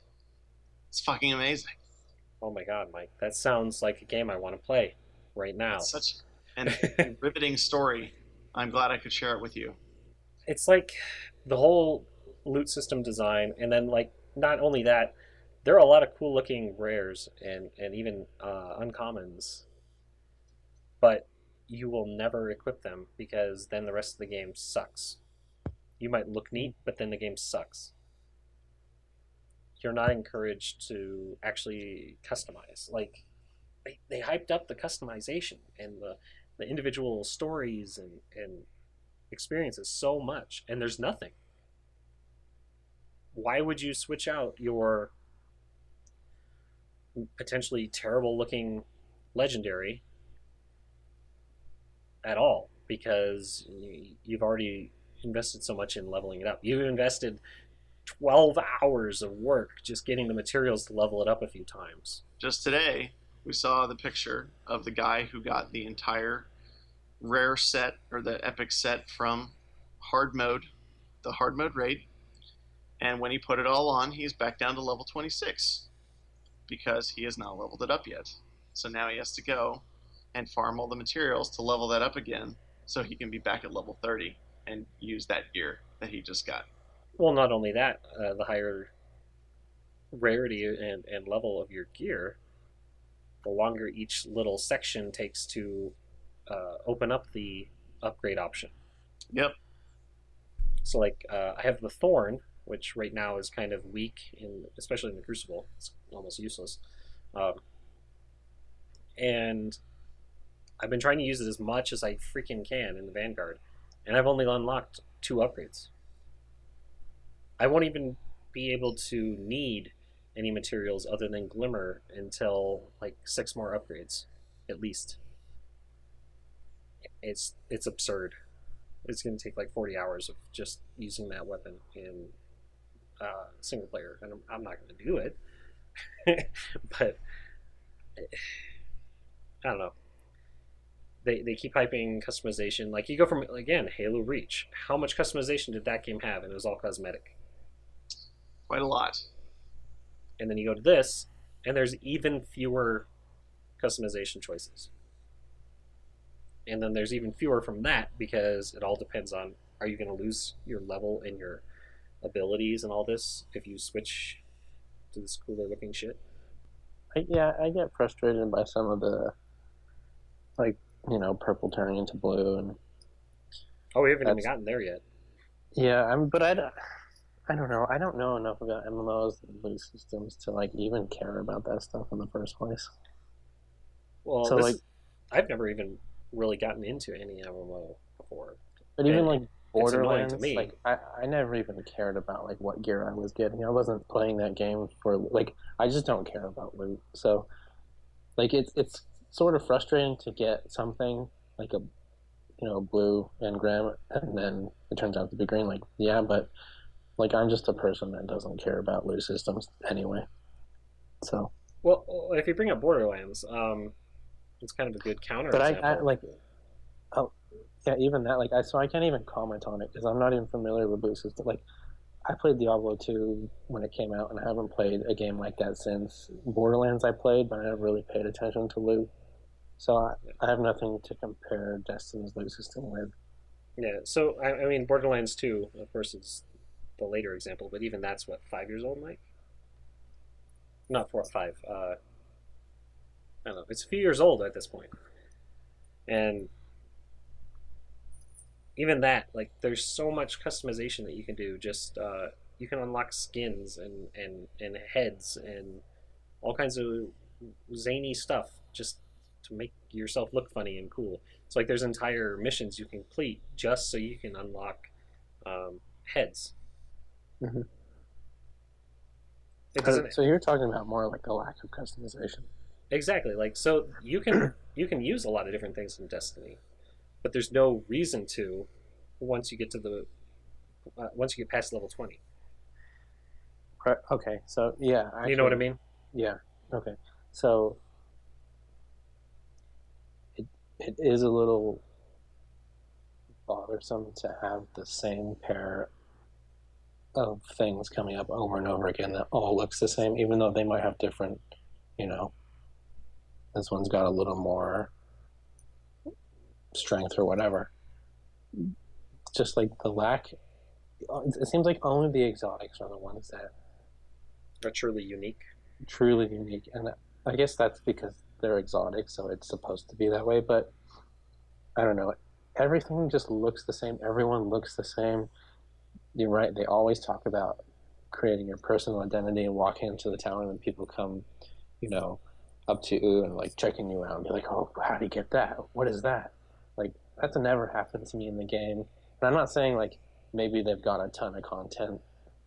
Not even talking about DLC, but just like there's tons of exotic stuff that it's going to take months and months and months to get to. I don't know, but I definitely don't feel like there's much variety. Yeah. I mean, like again, going back to Borderlands, like I said, it's a good counterexample. So it's such a strange contrast coming from that. This is the most recent example I can use in my experience. So coming from that to Destiny, it's such a shock to the system. Like even the crappiest guns in Borderlands are different from each other. Yeah. Like, I mean, granted, they go overboard. There's like guns that you can get that'll scream at you. Like the gun will actually have a personality and like announce when you're reloading in a really annoying voice and stuff like that. There's like pistols that shoot rockets, all kinds of crap. Mm-hmm. But that's part of why Borderlands is great. Like its charm is just the absurdity of everything, and I'm not expecting that from Destiny, obviously, because as anyone who's played it will know, it's supposed to be a more serious, like grounded sci-fi story. But Yeah. even then, there are very few, or I should say, relatively few weapon and armor options. Yeah. Well, it mostly comes down to stats when it comes to like how Even in that varied case, things are. even in that case, you bring up the whole like the same few legendaries keep popping up, and you're like, well, I guess I better dismantle this for the parts. Mm-hmm. Like in Borderlands, there's tons of rare loot, and they're still all different. And there's like advantages and disadvantages, and there are things that are technically unique, and like you can only get it from like a specific raid boss or whatever. But even then, there's a chance you'll get like a different version of it. Like it'll do a different type of damage, or there'll be a different version for each class or whatever. So, one thing I can see as an argument, like for why everything is why there's not much variation, is because they have to make sure all that stuff works in Crucible. So, True. in Borderlands, you can go wild with anything, basically. Mm-hmm. In Destiny, you have to make sure everything fits and doesn't throw off the balance too much. So if you have so many different weapons that you're trying to maintain in balance, it just becomes a nightmare. So I can kind of see why it's that way. But at that point, I would just say, like, make Just have separate Crucible weapon. separate. Yeah, Just have separate weapon categories for that. yeah. But then you're not bringing your exact player into the Crucible. Well, you can have your same And I know it's armor and cosmetic Well, stuff. they do it anyway. You're not bringing your exact character Exactly. because yeah. the weapon power is useless. Like, they take away some of those attributes. So it's like maybe have all that varied stuff in PvE and then take that into Crucible and then nullify all the stuff that makes it wildly unique. But then still, it's like it's got to be a ton of work to come up with so many different weapons and then try and fit them in Crucible sandbox. Like, I can't imagine how much effort that takes. Yeah. Well, that's what I was saying. Well, Like, there's if just a broad category for each one of the weapons. I can't imagine that's very difficult. True. Well, I'm saying, like, I'm not saying go Borderlands route where you have like pistols that shoot rockets, but if you want that type of variation, like, how are you going to port that into Crucible at all without getting rid of all the things that make it special in the first place? Yeah. I mean, I don't know. I think it wouldn't be so bad if it applied to everything. So, like, yeah, your stats on certain, like, your armor and your weapons or whatever are leveled out. Iron Banner accepted. But for example, I have an exotic helmet that gives me another shot in my golden gun, and it works in the Crucible too. How on earth does that still translate in, but my slight accuracy bonus on my shotgun doesn't? Makes no sense. Like, I understand the reasoning behind, like, what you're saying. Like, you can't have the weapon variants be too absurd if you're going to be able to use them in the Crucible. But then the armor and certain, like, things, especially, and that gets back into the unbalance of supers in the Crucible to begin with. But how about the Titan chest that gives you 2 grenades? That too. Good. And, oh yeah, and you have the other thing too. Depending on how leveled up you are, you can get 2 throwing knives. As another example, I mean, throwing knives are a lot harder to hit, of course, but then you also can have the level up thing where the throwing knife will cause burn damage, and that carries over into Crucible as well. It's not just, oh hey, you have a throwing knife. Everybody has a throwing knife because you're a hunter. If you level it up enough, you get burn damage and you get to throw more than one. Yeah. I mean, it's such a strange gobbledygook of adjustments. It just doesn't seem worth it to do it anyway. Mike's epic story of going to Zur for his exotic gear. That's crap, right? That's like, oh, okay. But, I mean, I guess that's all right, maybe. But then on the other extreme end, you get exotic bounties for weapons. And it's like the complete opposite amount of effort. Yeah. 25 strikes. I never want to do a strike again. And that's only one step in the exotic bounty for your weapon, right? Yes, it is. I think it's the first step. The next step seems relatively easy. It's get 10,000 points in the Crucible, which 10,000 points or kills? Points. So, like, you could do that in 2 games, 2 or 3 games. You're done. No. Yeah, it's 10,000 points. If it's anything like the points I had to get for the Oh, Thorn, I know, that was a nightmare. That said, I think it was 300 or something, or 500. Who knows? It could be wrong, but that's what people in the thread were saying. It's 10,000 points in the Crucible. Okay, well, that's not as bad. So, yeah, another compare and contrast. One of my steps to get the exotic pistol I have, the Thorn, was like, you have to deal void damage kills to something like 500 people, and if you died, it would count backwards, and you had to make it up again. Doesn't seem completely stupid or anything. Yeah, I was like, yeah, I guess this is the story that I'll be sharing with all my friends about. Oh, this epic How adventure. frustrated you were.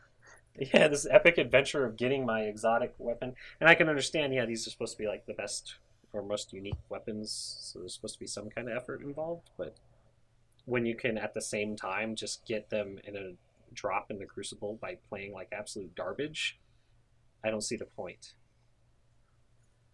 Yeah. Well, I've never got them, so I'm stuck. You never got them? I'm stuck with bounties that I don't want to do. I haven't gotten any in the crucible either.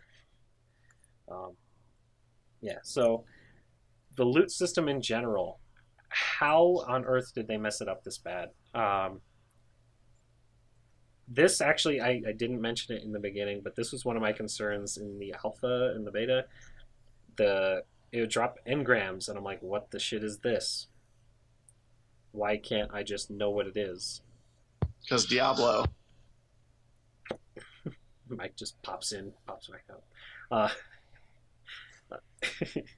It just seems so weird, especially like in their pre-release footage, like all their hype videos. Like they show them opening chests, right? And there's just like engrams shitting out like crazy, even though they're greens or whatever. Who cares? There's just pooping engrams everywhere.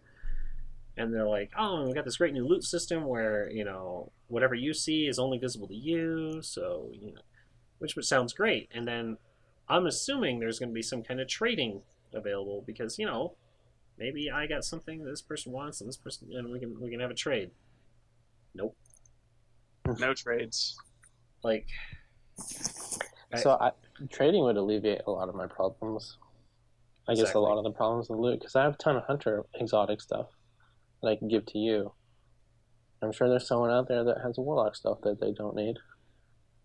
Yeah, what was that one day? I think I texted Mike like 2 or 3 times in the span of an hour because I kept getting legendaries while I was playing, just fucking around. Mm-hmm. And yeah, every single one of them was a warlock or a titan. Yeah, I have some hunter and warlock gear in my stash. I couldn't. I was like, what is this crap? And then like when I do get something for the hunter, it was stuff I already had. Yep, pretty much. That's my experience. It's like, what is going on here? Like, I understand, yeah, randomization, you're sometimes going to get what you already have, but there's such a small pool of legendary and exotic stuff that, like we were saying, once you get to these higher levels, the loot system is just beyond aggravating. Not to mention the whole epic miscommunication with, oh, you got a legendary engram, have this green weapon. Also, bosses don't drop loot at all. Bosses don't drop loot. Why? What? Why are you fighting them? They did at one point. Yes. Well, there's again, this harkens back. Take that out. I have no idea. Yeah, there's so many things in our discussion that harken back to what's being revealed now, like the development process and what they used to have, and then also if we look back at like the footage they showed once they announced the game and everything. It's like a completely different experience that they're showing off. Yep. And then all the stuff that's coming out now, it was a completely different story. And there was like, you were supposed to, like you're saying, play through the whole story of how the tower ended up as the only safe place and why you're fighting for survival now instead of like the traveler being all powerful or whatever. It's so baffling. There are so many other games they could have looked at for examples of loot systems that work, and yet they made this Frankenstein of crazy design choices that we have that basically makes me not want to do much to try to get anything because it's just completely RNG.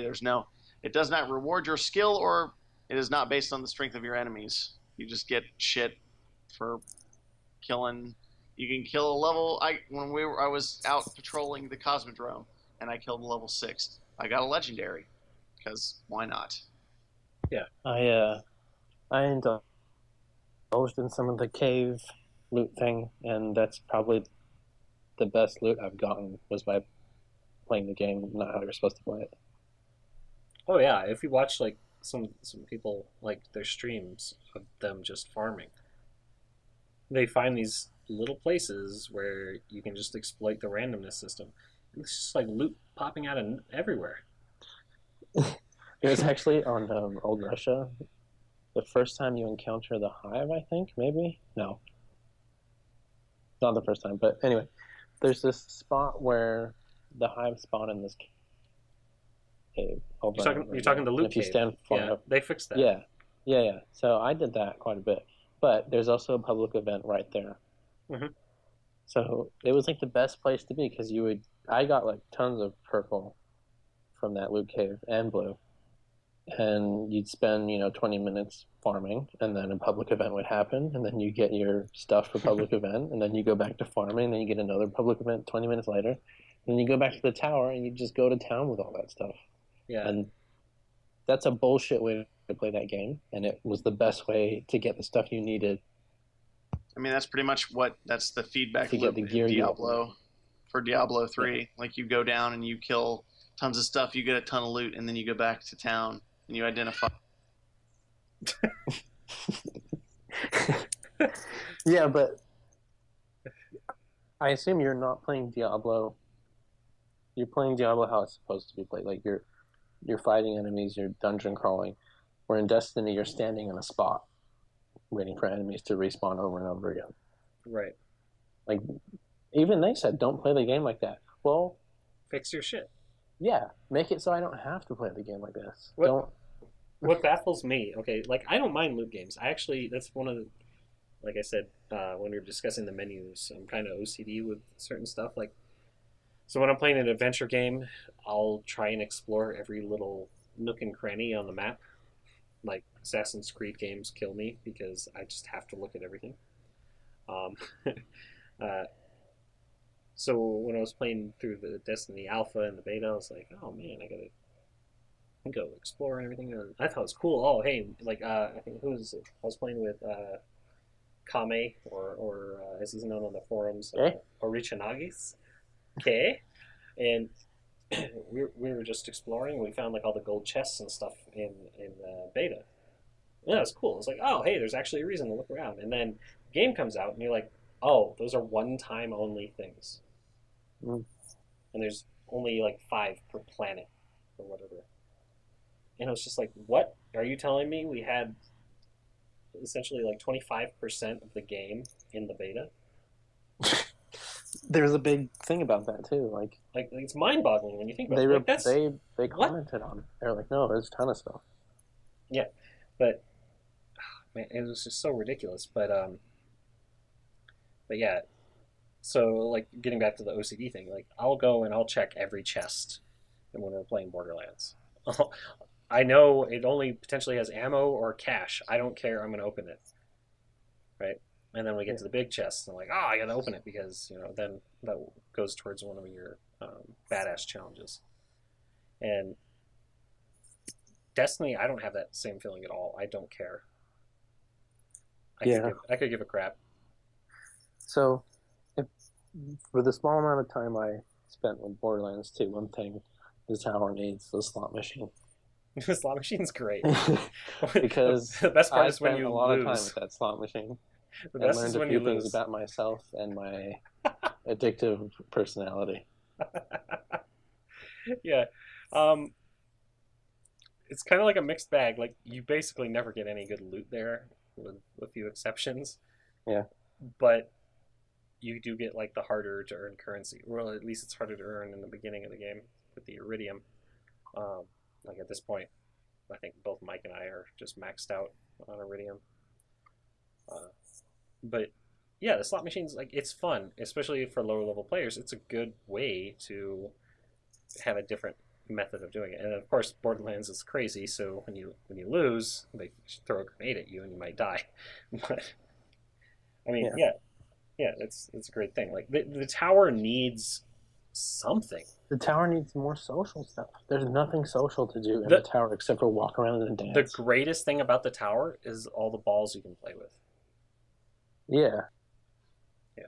I would really like for there to be like a tavern or a bar at the tower with holographic chess games that you could sit down and play against random people. Or yeah, basically. Or like How about a chat channel? That's what I'd like. so I I don't know who I said this to, but the one of the biggest problems with the game, there's three problems with the game I have, and one is the story and lack of motivation to do anything. What story? Two, exactly. The second is the repetitiveness of the missions. There's not much variety, and the other thing is just how unsocial the game is. And where that strikes me the most is the tower, and also public events. And I said earlier that in the beta, and I don't know, they weren't in the alpha. I don't know, I don't remember, but in the beta, there were always people around to do public events. Like the world was filled with as many people as the game could fit in. I think it's 16. I don't know. Yeah. Now it seems like no one's ever in the world I'm in. Well, maybe two or three people, and then if a public event happens, I can't communicate to them. So I thought it'd be really cool to, if a public event happens and then you're getting a certain radius of it and you initiate it, it opens the voice chat for everyone that gets involved with that, even if they're not on your fire team. Right. And then that's also another way to meet people. For another issue in the game is, which is setting up raids. It's like I can't. There's not. I have maybe six, well, not even six, 4 or 5 regular people I play Destiny with. Yeah. Most of them can't fix time to do a raid. Why can't I find more people to play with in the game itself that want to do raids? Yeah. So like, if it wasn't for the HGS clan, I wouldn't have anybody to play the raid with. Like Mike and his wife can only play when his wife is home, and Corbin, and again they have the baby, so they can't necessarily take however many hours every time, or No. without him having to be tended to or whatever. And the raid's pretty attention requiring. You know what I mean? Doesn't seem like there's a whole lot of spots for downtime. Yeah, I mean there you can take breaks between each step, but if you haven't finished each step, like, you have no break. Yeah, the raid actually, like, I spend more time trying to organize and concentrate and like find out strategies during the time I played the raid than I have any other time playing competitive multiplayer. It's yeah. Well, and speaking of Destiny, though, it's a completely different game. Yeah. Like, they weren't lying, but they over exaggerated how much they weren't lying. Like they mentioned, once you get past a certain level, like, it's a completely different game experience. I'm like, well, yeah, but only when you're playing the raid. Yeah. And the stuff in the raid, at least my first 1.5 times doing it here, essentially, we still haven't actually finished it, oddly enough. It's fun. It's interesting. It's varied. It's trial and error. It's puzzle. It's solve. It's yeah. So we did our best not. Sounds like a raid. We did our best not to spoil the strategies and everything beforehand. We were trying to do it like going fresh, right? Yeah. And it was very rewarding. Like, and you get rewarded at each step. And there's multiple chests that always give legendary or betters.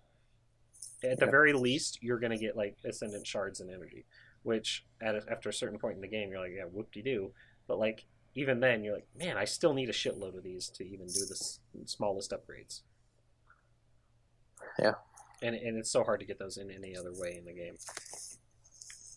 Like it cannot be overstated, like, how much more of the game needed to be like the raid. I have a feeling that that's what they're going to keep pumping out new raids. Yeah, but what about? But what's the point if there's no other story to tie it together? See, like the raid, I'm not playing the raid for story. Like, But it has more story than most of the game. That's my yeah, point. but I'm playing the raid because it's tough and like challenging and Mhm. it's fun and rewarding to get through stuff. Even if you don't get loot, it's at least fun to get past the stage. The jumping Um, puzzle was hilarious. I mean, I haven't even done that. Just even the first boss you encounter with the shield and The shooting all Templar. the yeah, like we didn't even beat him when I was playing, but that whole process was really fun. I was never extremely frustrated ever during that. We got annoyed with certain people I got annoyed missing with their. someone for being terrible at video games, but You sound like you'd be fun to actually do raids with, Colin. If you yeah, don't get frustrated really easily, that's a good trait. I get Yeah. frustrated with people that play bad. Yeah, me too. I mean, that carries over from our years of Halo, I think. Yeah, Like, damn it, Randy. yeah. But Especially yeah, people who aren't bad at video games that decide to play stupidly.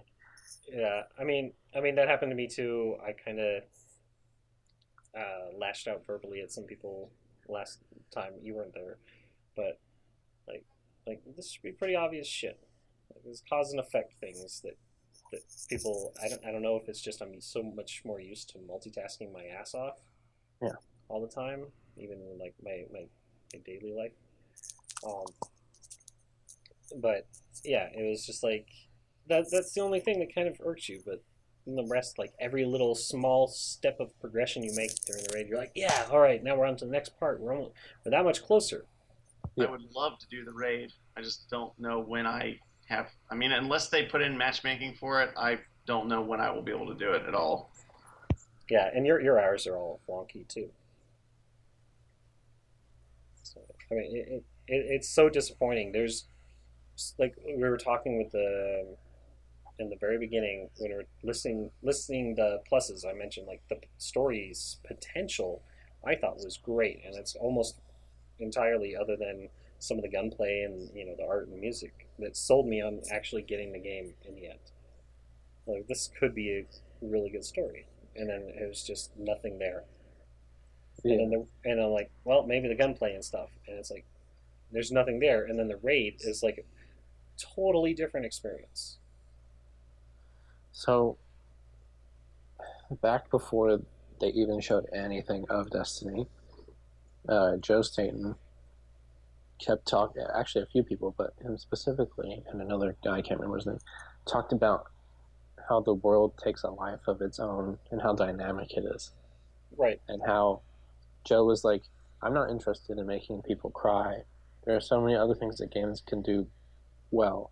And he was like, at some point it's going to become the players more than ours. And I always got the sense that he was talking about emergent storytelling. Right. And a scenario that always came up in my head, and I pictured Destiny as an entirely different game than it is. I not open world necessarily, but tons of more exploration freedom. The things that happened in the game were extremely dynamic, um, somewhat like public events, but even more dynamic like that, and tied directly into the story. So I could be going through some forest or something, Mm-hmm. and there's this thing crash lands, and we got to check it out, and maybe some AI getting involved, and then another fire team gets involved, but they're not there to necessarily help you. They can be there to kill you as well to get the loot that you're trying to get to as well.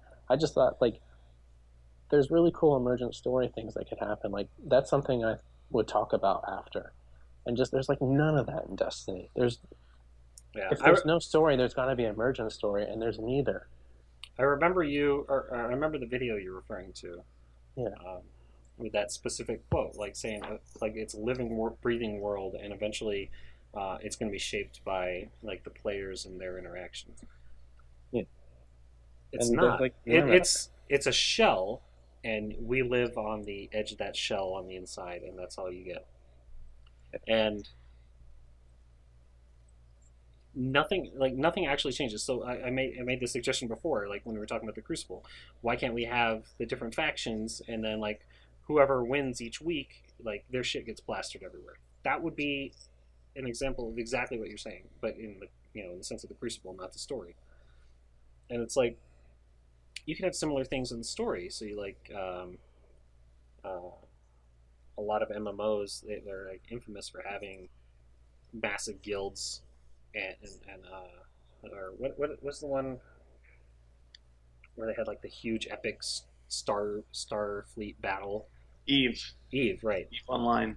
Yeah, all of that You came should- about just because of the players. Yeah. Nothing to do with the initial story and missions in place in the game. It's So all there's because they put the actually- tools there for the players to use. Eve is a really good example of a game that I mean, I doesn't wouldn't get necessarily into it. have a great story. Well, I don't know if it has a. I don't know about the story, but I don't think it's expansive in terms of its lore. But there's a community of people, particularly in Iceland and Europe, who take this game beyond the game. It has its own mini economy. Yeah, and Has a pretty real economy, actually. yeah, and there are people making death threats over, some general Events. something left to join another faction, but he was actually a double agent and destroyed that faction and came back to his faction, and then there were a bunch of death threats. Like, I know that part's shitty, but like those people, that's like what I'm talking about when it becomes more than just the game. Yeah, Like EVE Online is a great example of people taking the game beyond what it could be on its own. Even things that aren't blatantly obvious or visible in the game aren't present in Destiny. Destiny doesn't have what you normally call like a meta game, other than use shotguns and use auto rifles.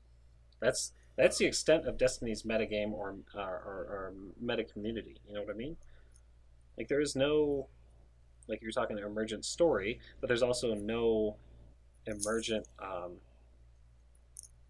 Crucible side either.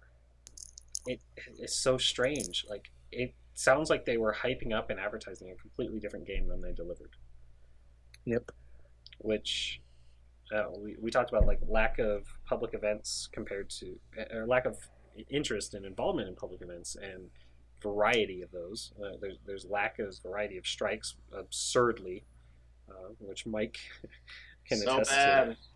So I cannot believe they gated a strike behind having a PS4. Oh, I can believe that. When there are only 5 of them, or 5 options for strikes. Oh, that paycheck. That's Sony, man. Unbelievable. They must spend a lot of money to outbid Microsoft.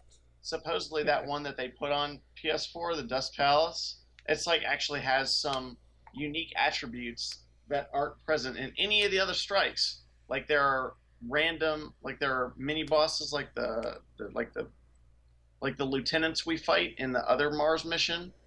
Like there are versions of those in there, but they come out at random points during the mission. Like you always have like 3 of them, but they could arrive at any time. So it actually like adds an interesting wrinkle to fighting them. Whereas, the other Mars mission, well, we know exactly where they are every time. They all go up to that stupid tower, and then we shoot the tank shots at them, and they die. Yep. And then we go fight the tank. Like it's very strange. I don't know. Like Microsoft paid for the Call of Duty exclusives and the limited time exclusives, and they've paid for Tomb Raider, and like all these things you can list.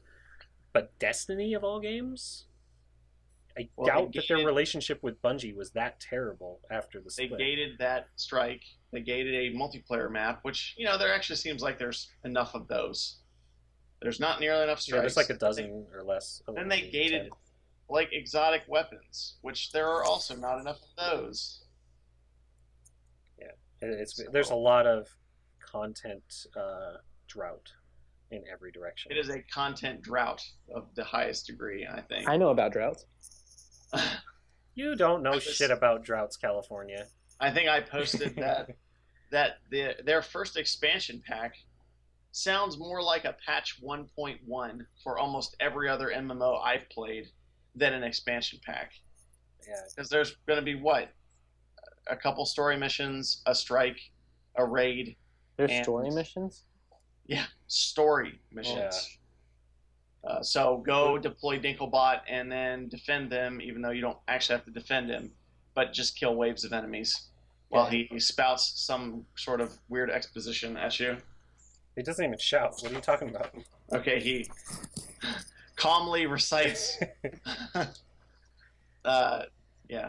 blandly recites some sort of exposition to you whilst, hacking or whatever he does to the things that we have to use all the time. Yeah. I mean, so maybe a couple of those and a strike. So, there'll be one more strike. So we'll have 6 for the first expansion. If you pay for it. If you pay $20 for it. Yeah. It's 20? I thought it was 35. No, that's for both. That's for the season pass for both of them. Oh. So they're 20. You get a discount. Each.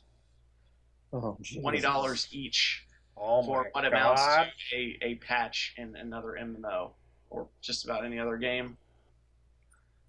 Hey. So yeah, you made a good point too, Mike. Like even once that comes out, you're gonna have on Xbox you're gonna have 5 strikes, right? 6. Or yeah, you're gonna have a total of 6. Only like one of which you actually want to play at that point. If they make the strike more like the raid, then I would actually maybe want to do it. But then, you go into the strike playlist and you have to play all the other ones that are completely brain dead. They put all those cool mechanics, which could have easily been put into all of the strikes. And then they put it all into the raid. It's like, thanks, Luke. I know you're asking stuff of shooters that they've never seen before or done before, but make sure you only put it in the raid. Don't put it anywhere else because, that's a really good idea. Oh my God, Colin.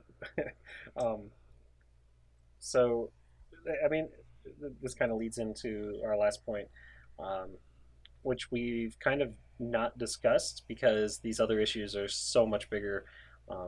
The lack of social, the lack of content in general, lack of balance, the screwed up loot system. We went over the fact that the tower is only there for you to run around and dance with other people, right? And that there's no communication whatsoever.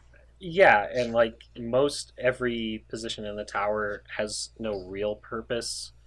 Like, oh, this vendor is only there for emblems. Really. And you're never really introduced to them.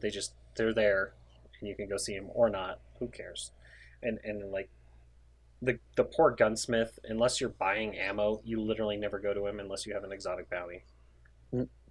That poor guy. Like, he's got to have the worst business in the game compared to all these other vendors. and of course, fuck the Cryptarch. Just that guy's a horrible, horrible person. But I mean, all this like can lead into like the overall, what I would call the overall issue with the game is this is a prime example of how not to waste $500 million. Wouldn't you say? Like, I think that would sum it up. Like Destiny, I think I've talked about this in the game before, but like they've got so many high dollar voice actors in this game, even for small parts. Yeah. They're not consistently. They're not of the same consistent quality, even though the voice actors themselves might be. So, like, what did we call it? Like the Dinklebot versus Agent Broyles. Yeah. Like Peter Dinklage versus Lance Reddick. Yeah.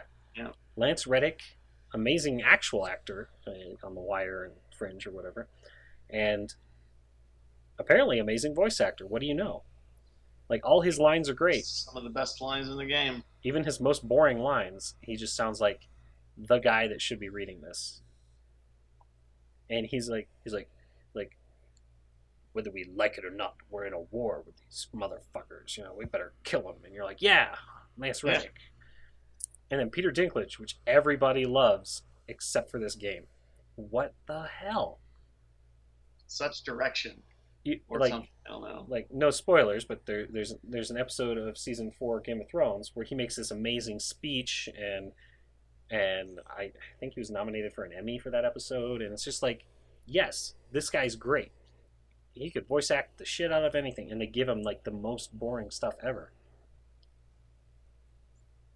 And then Bill Nighy, same thing. he's the speaker, and he has what, 4 lines? I think he He should have could just tell you done a it as story. Davy Jones. He could tell you a story, but he doesn't. He could tell you why he only has 4 lines.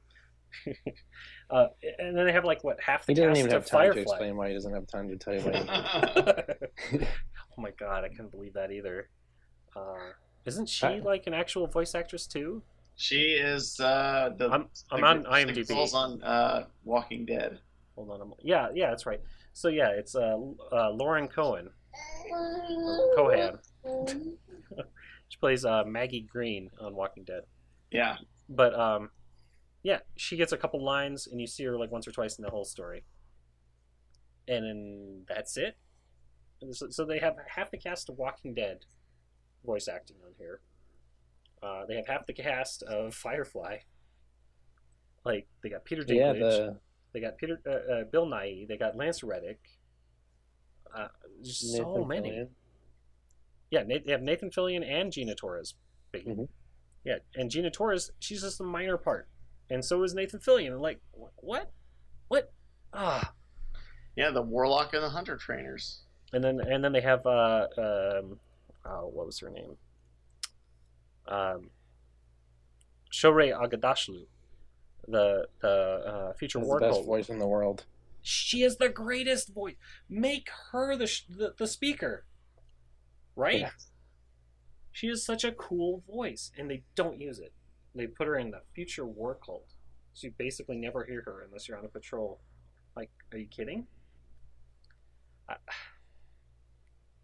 I just don't get it. Like, I have no doubt in my mind that all these people cost a ton of money compared to every other, a large part of their development budget, you know? Like, they could have been used either better, or these, if you're going to have these people, you can use them better. And then, as we're learning just recently, this week, pretty much the same story with the entire development of this game. Like, they had all the budget in the world, and then they just scrapped everything at the last minute. Yeah, what's more terrifying?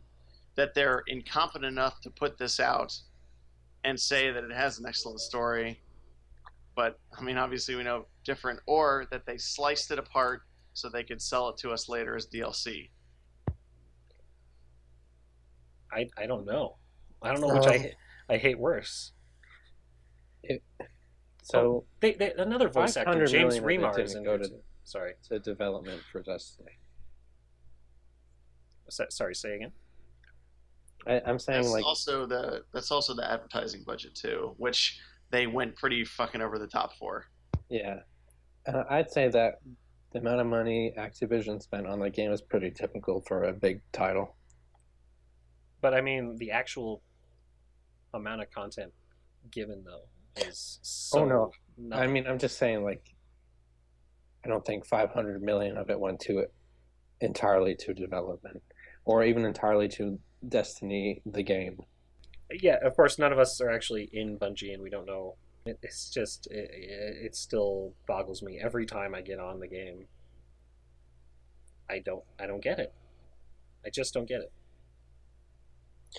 So there definitely is a sense of like kind of being swindled, especially when DLC is coming out so quickly, and it does have direct.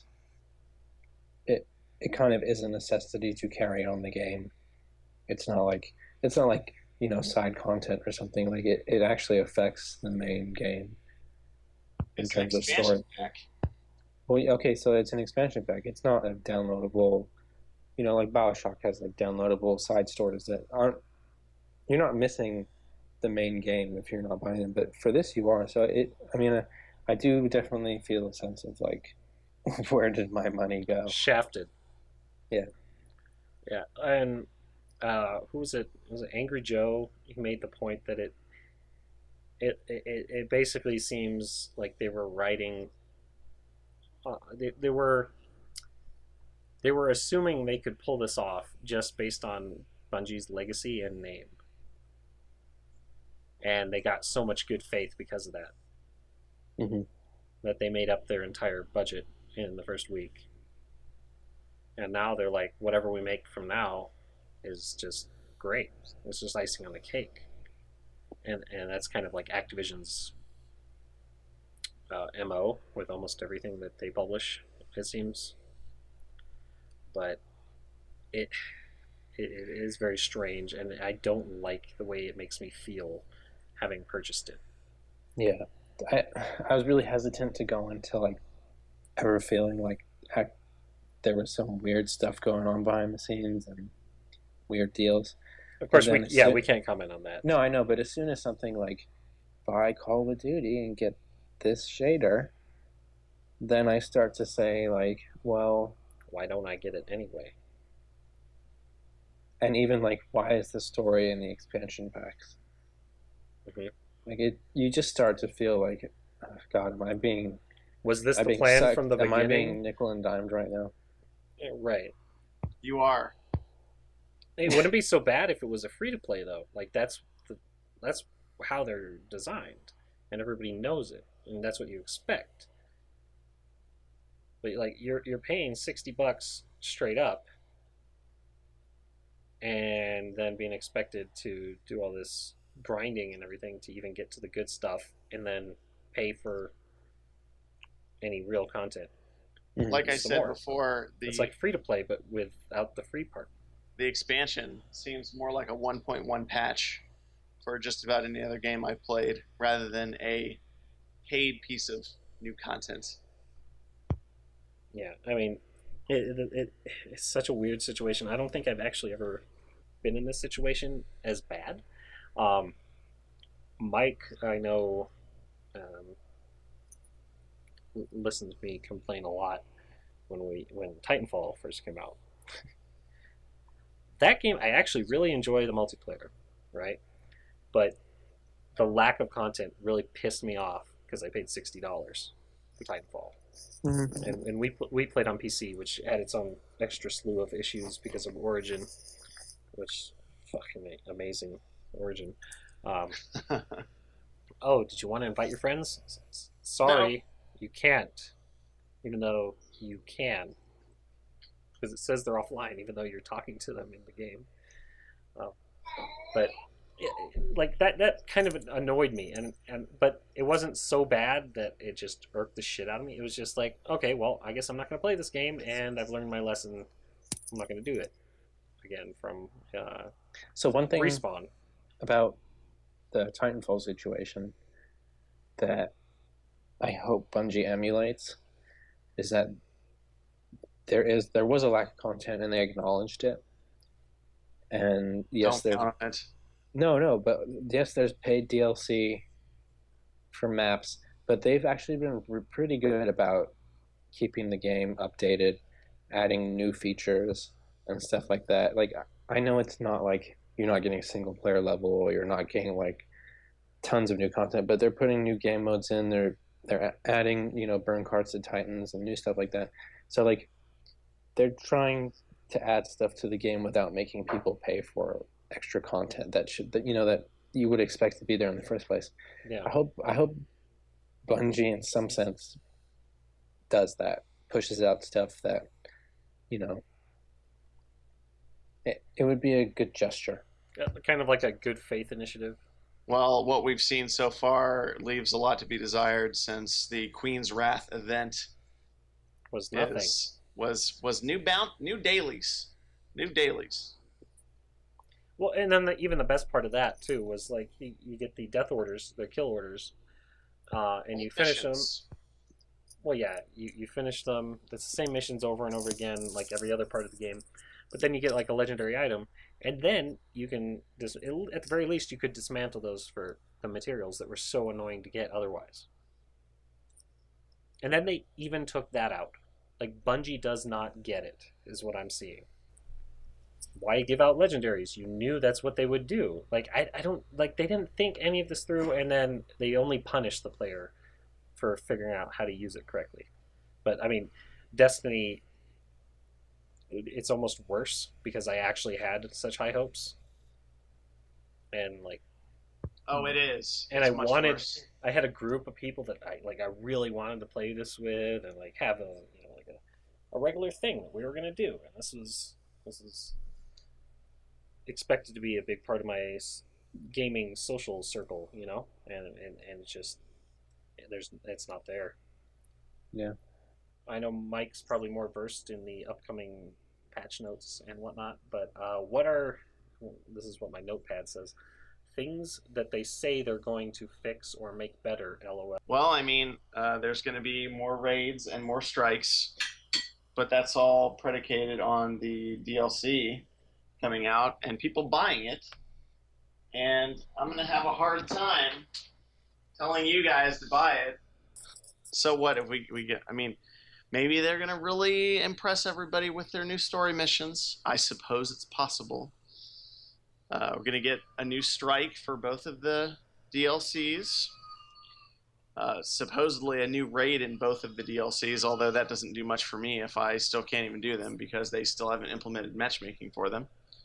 Well, they said that's part of they're looking at doing that, right? I saw some post from like IGN that said Bungie is having conversations about adding matchmaking to raids, so I have no idea where that is on their list of things to do. I mean, really, I think everything should have matchmaking, and you should be able to talk to people that aren't necessarily in your fire team because, I mean, I don't know. That just seems so short-sighted for a game they tout as having so many social aspects, and you can't even talk to anybody that you don't specifically invite to a party.